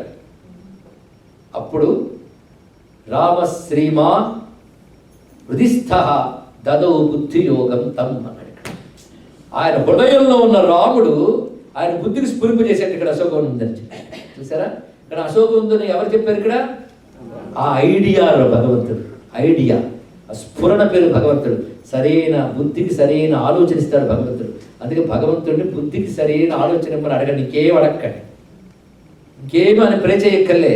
నా బుద్ధిని ఎప్పుడు నువ్వు అబ్జర్వ్ చేసి నా బుద్ధికి సరైన ఆలోచన ఇవ్వయ్యా అని అడగాలి. దీని పేరే ధియోయోన ప్రచోదయాత్. బుద్ధిని మంచిగా ప్రేరేపించు, ఇది ఒక్కటే ప్రార్థిస్తే చాలండి. ఇక్కడ హనుమంతుడికి వెంటనే ఓ అశోకవనం ఒకటి ఉందే, నేను ఇందాక తొందరపడిపోయి ఆ సముద్రంలో పడిపోయి ఉంటే ఏమయ్యేది, అగ్నిలో పడిపోయి ఉంటే ఏమయ్యేది. అశోకవనం ఉందని తెలియదు, ఇప్పుడు తెలిసింది. కానీ నీకు తెలిసిన అన్ని మార్గాలు మూసుకుపోయి అని అనుకుంటావు, కానీ దేర్ విల్ బి ఏ వే అది తెలుసుకుందాం. మార్గం కనబడింది. తర్వాత పని ఎలా సాధించాడు. అందుకే అప్పుడు అశోకవనంలోకి వెళ్ళేటప్పుడు నమస్కారం చేసుకుంటున్నాడు. నమోస్తు రామాయ సలక్ష్మణాయ దేవ్యై తస్యై జనకాత్మజాయై నమోస్తు రుద్రేంద్ర యమానిలేభ్యో నమోస్తు చంద్రార్క మరుద్గణేభ్యః. ఒక్కసారి రాముడిని స్మరించాడు. ఎందుకంటే రామా డైరెక్షన్ అంటే ఇలా ఉంటుందండి, భగవంతుడి డైరెక్షన్ అంటే ఇలా ఉండాలి. అదే భగవంతుడు నీతో పాటు ఇచ్చి బోర్డులు రాస్తూ ఏరో రూట్స్ పెడుతూ ఉంటాడంటే ఇక్కడ బుద్ధిని ప్రేరేపిస్తాడు ఇక్కడ. అందుకే నిరంతరం భగవంతుడిని ఒక్కసారి మెడిటేట్ చేయి. మెడిటేట్ అంటే connectivity with divinity, with your mind. బుద్ధిని భగవంతుడితో అనుసంధానం చేయడమే ధ్యానం. అదే భగవంతుని అడిగితే ఇస్తాడా, లేకపోతే ఇవాడ పిచ్చి తిరిగితే అట్లొద్దు. ఆయన ఇచ్చేవే అన్నీ, అది తెలుసుకోవడానికి ధ్యానం చేయి, మెడిటేట్ చేయి. గ్రాటిట్యూడ్ ఉండాలా. అందుకే ప్రేమ out of love, out of fear కాదు. ప్రేమగా భగవంతుని ధ్యానించండి. ప్రేమ పేరే భక్తి, దట్ ఈస్ డివోషన్. కనుక పిల్లలకి మీరు ఎన్ని వాల్యూస్ నేర్పినా భగవంతునిపై ప్రేమ అనే వాల్యూ నేర్పండి. చాలా నేర్కంటే గొప్పది ఇక్కడ లవ్ టువర్డ్స్ గాడ్, అది చాలా ప్రధానం. భగవంతునిపై ప్రేమ నేర్పండి, భగవంతుడు నన్ను ధీమాని ఇవ్వండి చాలు. ఇక్కడ ఎందరందరిని ఎలా కాపాడాడో కథని చెప్పండి, వాళ్ళ ధైర్యం వస్తుంది. ఆ తత్కాల కష్టం ఒకటి దాటిపోతే చాలండి. మనిషి వీక్ అయ్యేది కొంచెం కొన్ని సెకండ్సే. ఆ సెకండ్స్ వాడిని కాపాడగలిగితే చాలు. ఆ సెకండ్స్ ఈ చెప్పిన ఏ మాట అయినా మీరు రక్షిస్తుంది. ఆ సెకండ్స్ ఒక్కసారి భగవంతుని తలుచుకున్నట్టు చేయండి. అదే మనం పెద్దవాళ్ళు మైండ్ని ఎలా కంట్రోల్ చేయాలో సిస్టమ్ నేర్పారు, బాడీని ఎలా కంట్రోల్ చేయాలో సిస్టమ్ నేర్పారు. దాన్ని ఒక లైఫ్ స్టైల్గా చేర్చారు. ఆ లైఫ్ స్టైల్ పిల్లలకి ఆ సిస్టమ్ పేరు యోగా, యోగాభ్యాసం. యోగా అనేది nothing but the contribution of Hinduism. మర్చిపోదు, ఇక్కడ హిందూ మతంలో ఉన్న అనేక బ్రాంచెస్లో యోగా ఒకటి. ఆ యోగా ఇప్పుడు ప్రపంచం చూసి ఆహా ఆశ్చర్యపోతుందంటే ఇప్పుడు కొత్తగా మొదలవలే యోగా. కొత్తగా మనం రికగ్నైజ్ చేసాం, అది ఎప్పుడు ఉన్నది. అది వీళ్ళు రికగ్నైజ్ చేశారు కనుక మీకు దాని మీద రెస్పెక్ట్ ఉంది. అది మీ అమ్మ నాన్న తాత చెప్పారు అనుకోండి, మమ్మీ అంటారు మీరు ఇక్కడ. అది ఇక్కడ తెల్లవాడు కూర్చొని యోగా మ్యాట్ అని వేసి కూర్చోగానే మీకు ఉత్సాహం ఉంటుంది. అవునా లేదా? వాడు ఎన్నాళ్ళకి యాక్సెప్ట్ చేశాడు ఇది, వాడు ఇగో చెప్పుకుని. ఇంకా కొన్నాళ్ళకి అన్నీ యాక్సెప్ట్ చేస్తాడు. మన మంత్రం గొప్పదని యాక్సెప్ట్ చేస్తాడు, మన పూజలు గొప్పవని యాక్సెప్ట్ చేస్తాడు, మన ఆచారాలు గొప్పవని యాక్సెప్ట్ చేస్తాడు. వాడు సైన్స్ డెవలప్ అవుతున్న కొద్దీ మన గొప్పవని అవుతాడు. కానీ అప్పుడు నువ్వు పట్టుకుంటావు తెలుసుకో, జనరేషన్ పెట్టుకుంటే కనుక వాడు ప్రూవ్ చేస్తే నమ్ముతానని కాకుండా నువ్వు నమ్మి బ్రతుకు, ఎప్పటికో ప్రూవ్ అవుతాయి తెలుసుకో. ఎందుకంటే ఆఫ్టర్ ప్రూవ్డ్ అప్పుడు నమ్ముతాను అనకుండా ముందు believe, have a faith, then it will be proved, no doubt. అది మనం తెలుసుకోవాలి. ఇప్పుడు ఇలాగే ఒక పూజ గురించి యోగాకి ఎంత ఉందో దానికి ఎంత ఉందో అది చెప్పాలంటే నాకు టైం లేదు. చిన్నపిల్లలకు అలవాటు చేయండి. ఎందుకంటే పిల్లలు కొన్ని క్వశ్చన్ చేస్తారు, ఇంతమంది దేవుళ్ళు సో కన్ఫ్యూజ్ అని. అవునండి నిజమే కదా, వీళ్ళకి కన్ఫ్యూజ్ అవుతుంది. ఏ భారతదేశంలో పుట్టొచ్చారు కదా, నిన్న వాటి వరకు వాళ్ళకి థాటే లేదు, ఈ పిల్లలు ఇచ్చారు. అది that is called mindset. మైండ్ సెట్తో సెట్ అయిపోయారు ఇక్కడంతే. వాడు అందుకు మించి ఆలోచించాడు. Confine to that thought. కొంచెం ఓపెన్ చేయండి, మీకు అర్థమవుతుంది. ఇక్కడ స్వీట్ కావాలి మీకు, ఏంటి స్వీట్, స్వీట్ కావాలి. స్టాల్కి వెళ్ళారు, స్వీట్ స్టాల్కి. అక్కడ ఎన్ని కనబడతాయి? ఒకటే కనబడుతుంది, స్వీటే కనబడుతుంది. కానీ మీరు ఎన్ని కనబడతాయి నేను అంటే రసగుల్లా, ఒక జాంగిరి. నేను మా భారతదేశ స్వీట్ గురించి మాట్లాడుతున్నాను. కోవా, లడ్డు ఎన్ని కనబడ్డాయండి? ఇంకా చాలా ఉంటాయి, మీకే తెలియాలి. ఇక్కడ అమ్మలు అందరూ ఉన్నారు. ఇన్నిటికి పేరు ఏమిటి? స్వీట్. మీరు వెళ్ళి అడిగారు వాడికి, అడిగితే లడ్డు స్వీట్ ఇవ్వంటే లడ్డు ఇచ్చాడు. దీని పేరేమన్నాడు? లడ్డు. నేను స్వీట్ అడిగితే లడ్డు ఇచ్చేవాడు. అప్పుడు వాడు మైసూర్ పాక్ ఇస్తాడు. నేను మైసూర్ పాక్ అడగలేదు, స్వీట్ అడిగానంటే వాడు ఏం చెప్తాడు చెప్పండి? ఇన్ని ఐటమ్స్ ఉన్నా అందులో కామన్గా ఉన్నది స్వీటే. అది షుగర్ డౌన్ అయితే ఇందులో ఏదో ఒకటి తిన్నా దాన్ని బతికేస్తాడు. షుగర్ కావాలన్నా స్వీట్ తినాలనిపిస్తే ఇందులో ఏదో చప్పరించడం చాలు. ఇక్కడ అయితే ఏదో ఒక్కటి పెట్టచ్చుగా, ఇన్నెందుకు అని స్టాల్ని అడిగితే ఏం చెప్తారు? స్వీట్ స్టాల్ నీకు ఒక్కటి కావాలన్నా ఒకటి అన్నావు, కానీ అందరికి ఎందుకు కావాలి? పైగా నీకు ఇంట్రెస్ట్ ఉంటే ఇంకోటి చేయి. ఒక జాంగిరి కొను, ఒక జిలేబీ కొను, ఒక లడ్డు కొను, ఒక రసగుల్లా కొను, ఒక్కొక్కటి తిను, బాగుంది కదా. అలాగే ఈశ్వరుడు ఒక్కడైనా ఇన్ని దేవతల రూపంలో ఉంటాడు. ఎవరిని పట్టుకున్నా దొరికే స్వీట్ ఒకటి, భగవంతుడు ఒకటే. నువ్వు చదువు కావాలంటే సరస్వతి గుర్తు తెచ్చుకో, ఐశ్వర్యం లక్ష్మి గుర్తు తెచ్చుకో అక్కర్లేదు. హిందువుగా పుడితే గుర్తు వస్తుంది. కానీ ఒక్కొక్క దేవత నుంచి ఒక్కొక్క శక్తి ఎక్స్ప్రెస్ అవుతుంది. అంతా కలిపి ఒకటే ఈశ్వరుడు. కానీ హిందూ మతంలో ఒకటే దేవుడిని ఎవడో చెప్పక్కర్లేదు, చిన్నప్పుడే చెప్పేస్తాం. నిరాకార, ఏకో అద్వితీయ, ఇవన్నీ చెప్పేసాం మనం. అనేకం కూడా కాగలడు. భగవంతుడికి నేమ్ అండ్ ఫార్మ్ ఉండదు. ఫార్మ్ ఉండదు నీకు ఎవడు చెప్పాడు? ఈ కెన్ టేక్ ఎనీ ఫార్మ్, ఈ కెన్ అవగలడు. ఆయన ఒక్కడు ఎన్నో కాగలడు, ఒక్కడుగా ఉండగలడు. అన్నీ ఉన్నాయి మన మతంలో, కానీ మనం ఎవరికి చెప్పక్కర్లేదు. ఇందులో ఏ ఒక్కటైనా పట్టుకో. అంటే అమ్మో ఇన్ని స్వీట్స్ అంటే నా భయం వేసింది, నువ్వు షాప్ నుంచి వచ్చేటప్పుడు భయపడి బయటకు వచ్చేయడమా? So many sweets, I'm confuse, so I return back అంటామండి. ఇక్కడ అందులో ఏదో ఒకటి తీసుకుంటావు లేదు ఇక్కడ. అలాగే చూజ్ ఎనీథింగ్. ఒక్కడే దేవుడు ఉన్నా అనుకోండి, కర్మకాలది ఒక్కటే పట్టుకు ఆడవాలి. ఇన్నుంటే యూ కెన్ హ్యావ్ చాయిస్. ఏదో ఒకటి సెలెక్ట్ చేసుకో, నీకు ఇష్టం వచ్చింది అనుకో. ఒకటి అనుకుంటే చాలు, 10 అనుకున్న ప్రమాదం లేదు. రామ రామ రామ రామ రామ రామ రామ నామం వండర్స్ సాధించచ్చండి. నేను ఇవాళ చేసి చూపిస్తున్నాను. ఒక్క నామం చాలు. మరి రామారామ అంటే కృష్ణుడు ఏమనుకుంటాడు? కృష్ణ కృష్ణ అన్నాను, పర్వాలేదు అను, అదే ఆయన్నే. శివ శివ, అదే ఆయన్నే, ఏ పర్వాలేదు విన్నా. అందుకే మీ సహస్రనామాల్లో అన్ని పేర్లు ఉంటాయి చూడండి, అన్ని అన్నప్పుడే. అందుకు పిల్లలకి ఎక్కువ నేర్పకండి. వాళ్ళని పిలిచి వాళ్ళకు ఉన్న చదువులతోనే చాలా బాధలు పడుతూ ఉంటే కోర్సులతో పిలిచి వాడికి ఈ సూక్తం ఆ సూక్తం మాత్రం రుద్దేస్తే కొన్నాళ్ళకి నీ మీద ఎవర్షన్ కూడా రావచ్చు. అలాగే అందరికీ వస్తాయని నేను చెప్పట్లేదు, కొందరు పిల్లలు నేర్చుకుని బాగానే చేస్తాను, అందరు సైకాలజీ ఒకటి కాదు. నేను ఇక్కడ చిన్నపిల్లలు వేద సూక్తాలు చెప్పడం, సంగీతం నేర్చుకోవడం చాలా మందిని చూశాను. ఇక్కడ సిద్ధార్థ కురవాడు ఉండాలి, వాడు పుట్టింది గురించి చూస్తున్నాను ఇక్కడ నేను. వాడు ఇక్కడ చదువుల్లో కూడా గొప్పగా రాణిస్తున్నాడు. ఇలాంటి ఎగ్జాంపుల్స్ కనబడ్డాడు. మీ ఊళ్ళో ఒక ఇలాంటి వాడు చాలా మంది ఉన్నాడు. కనుక అమ్మో వీడు కన్ఫ్యూజ్ అయిపోతాడు అనుకోదు, వాడు కన్ఫ్యూజన్ లేదు, వాడు క్లారిటీ. వాడిని ఎవడైనా కన్ఫ్యూజ్ చేస్తే you can give answer, you will give clarity. అవునా లేదా నాయనా? మరి ఉన్నదా లేదా కనుక మీరు అలా అనుకోవద్దు. అంటే అందరి ఊరిలో ఒకలా ఉండవని చెప్పండి. అలాగని చెప్పి పిల్లలకి అవన్నీ రుద్దీకండి. ఒక్కసారి ఒక్కటే భగవన్ నామస్మరణ. ఆయన ఉన్నాడని ఒక ధైర్యం. పెద్ద పెద్ద వాడు ఎంత చదివితే అంత స్తోత్రాలు చదవలేండి, పెద్ద పెద్ద అక్కర్లేదు, గంటల కొద్ది పూజ అక్కర్లేదు, మీరు చేయండి. పిల్లలకి దండం పెట్టేవాళ్ళని నేర్పండి. భగవంతుడు నా నమ్మకం ఉంటుంది, వాడికి ధైర్యం పట్టబో చేతులు ఇవ్వండి. అది ఇచ్చే శక్తి అంతా ఇంత కదా శక్తి. అది not mere faith, it will generate an energy, అందులో సందేహం లేదు.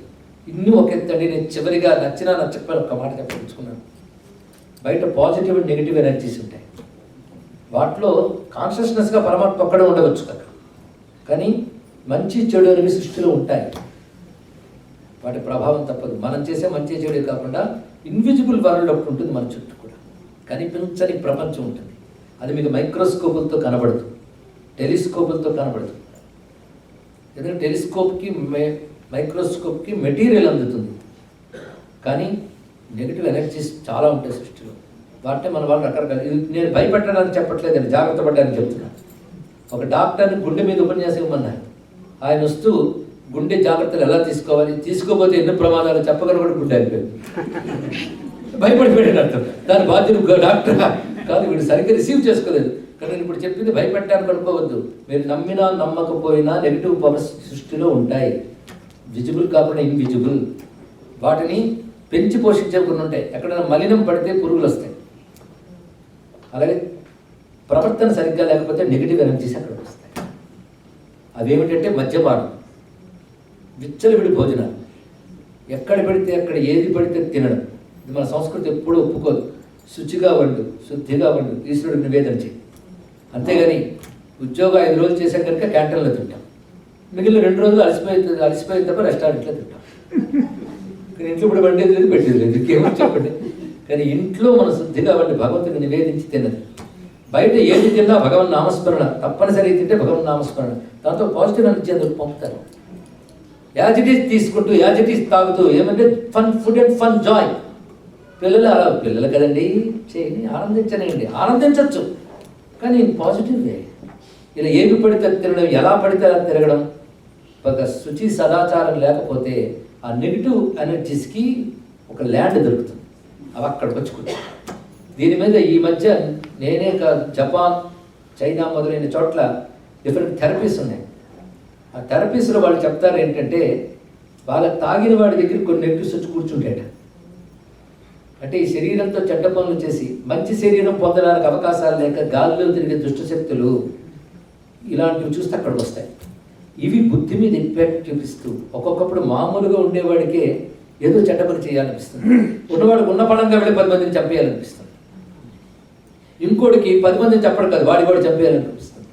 ఇంతవరకు వాడు ఎన్ని వాల్యూస్ విన్నా, ఎన్ని చేసినా ఈ నెగిటివ్ పవర్స్ ప్రభావం ఉంటే, మైండ్కి మీద ఇంపాక్ట్ ఉంటే, మీరు లాజిక్ ఎన్ని నేర్పండి, మీరు చిన్నప్పటి నుంచి ఎంత బాగా చెప్పండి, నెగిటివ్ పవర్స్ ఇంపాక్ట్ ఉంటే వాడు తప్పకుండా ఇలాంటి పనులు ఏదైనా చేస్తాడు. కానీ ఇంతవరకు చెప్పింది ఒక పద్ధతి, అవి అలాగే పాటిస్తూ నెగిటివ్ పవర్స్ రాకుండా ఉండేటట్టు గుడ్ హ్యాబిట్స్ నేర్పండి. ఇంకా కావాలంటే ప్రొఫెసర్ కివి అనే ఒక ఆయన 7 good habits of successful people అనే పుస్తకం రాశాడు, చదవండి. అందులో ఎక్కువ కోట్ చేసింది భగవద్గీత శ్లోకాలు అయినా. అది గుడ్ హ్యాబిట్స్. గుడ్ హ్యాబిట్స్ అంటే ఆలోచన ధోరణే కాదు, నువ్వు తిరుగుతున్న పద్ధతి.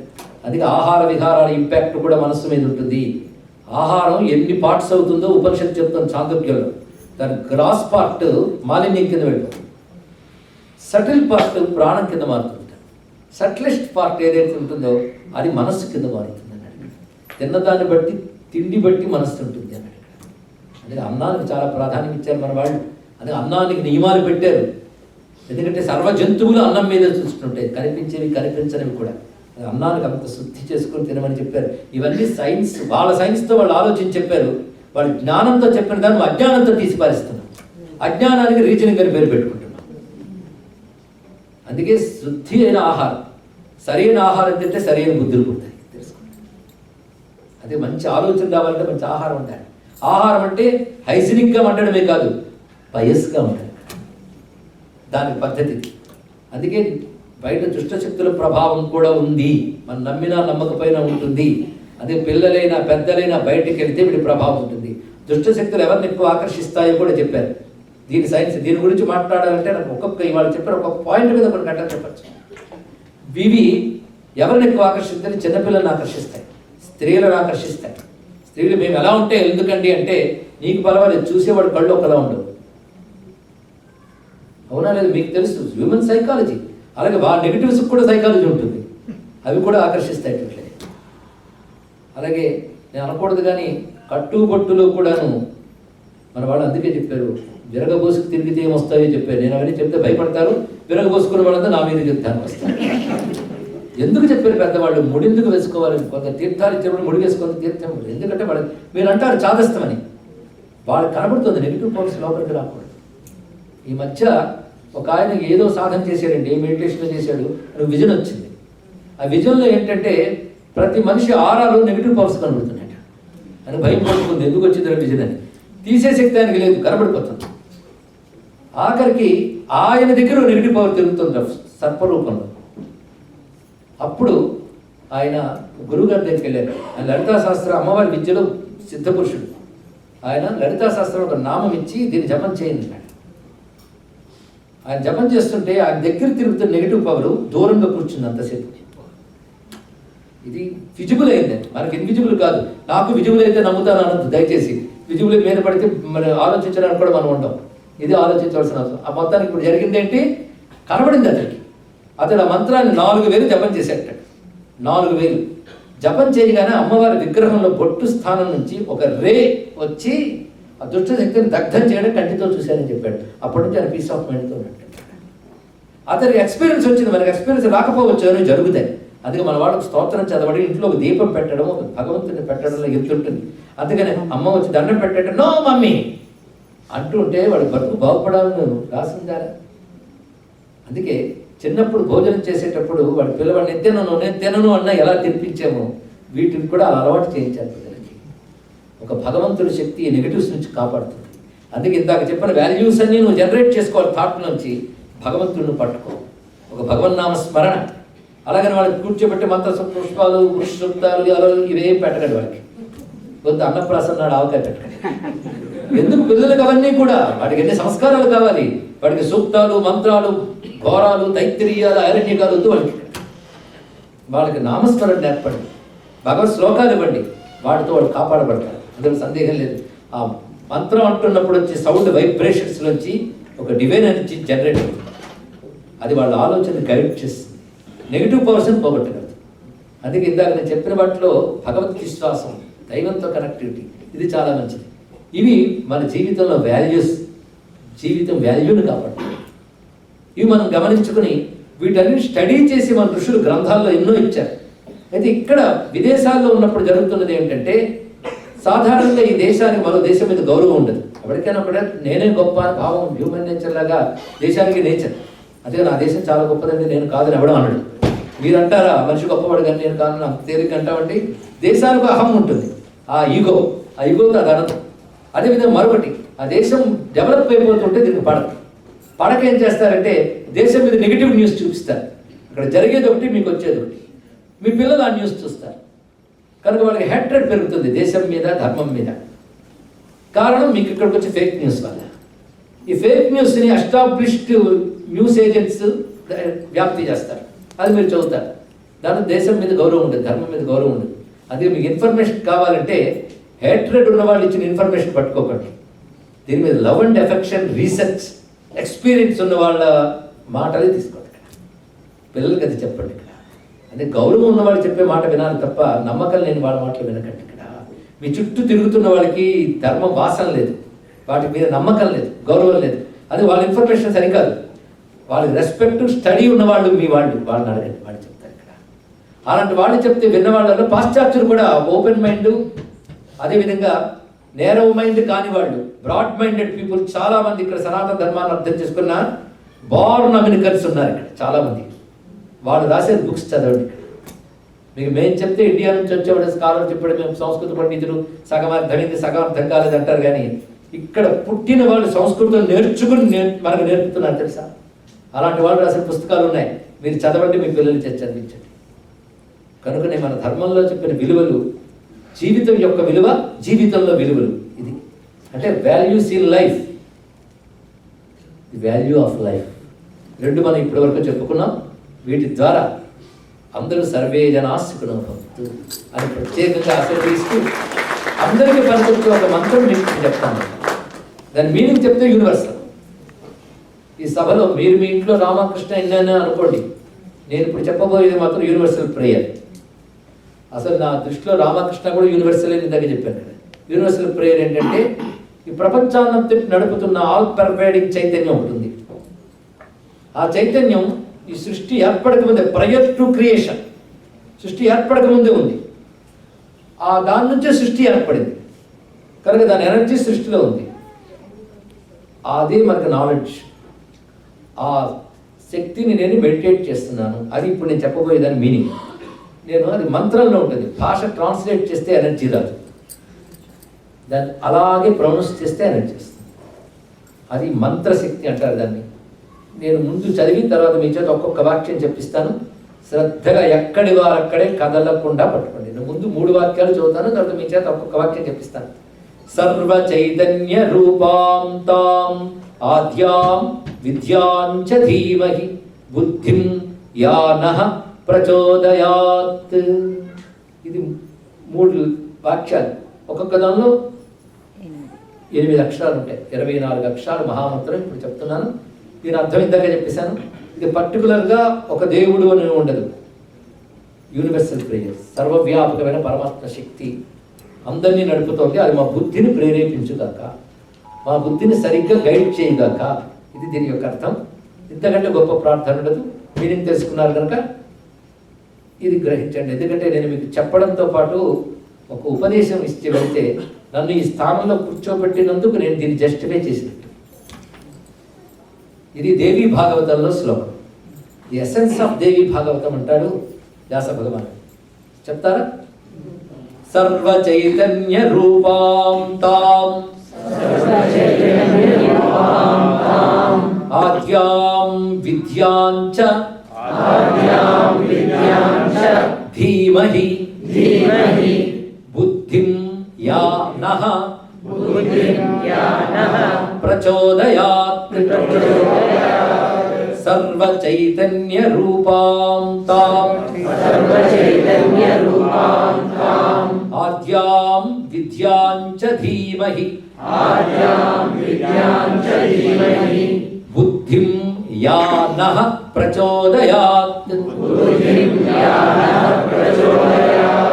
సర్వ చైతన్య రూపాం తాం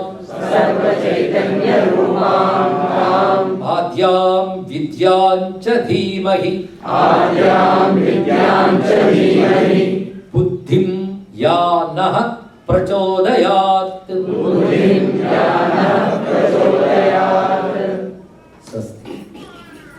ఇంత శ్రద్ధగా భక్తిగా వచ్చి ఆదరంగా విన్న అందరికీ కూడా ప్రత్యేక అభినందనలు అందిస్తూ, ఈ విషయం చెప్పాలని కోరుకున్న పెద్దల్ని ప్రత్యేకంగా అభినందిస్తూ, ఇక్కడ మీ అందరికీ, మీ ఇంటిల్లిపాదికి, మీ పిల్లలకి కూడా భగవద్రక్ష లభించుగాక, మనోధైర్యం సిద్ధించుగాక, సర్వాభిష్టములు లభించుగాక అని పరమేశ్వరుని ప్రార్థిస్తూ, ఈ ఆశించడాన్ని ఆశీర్వచనంగా అందిస్తూ, సర్వం శ్రీ పరమేశ్వర చరణారవిందార్పణమస్తు.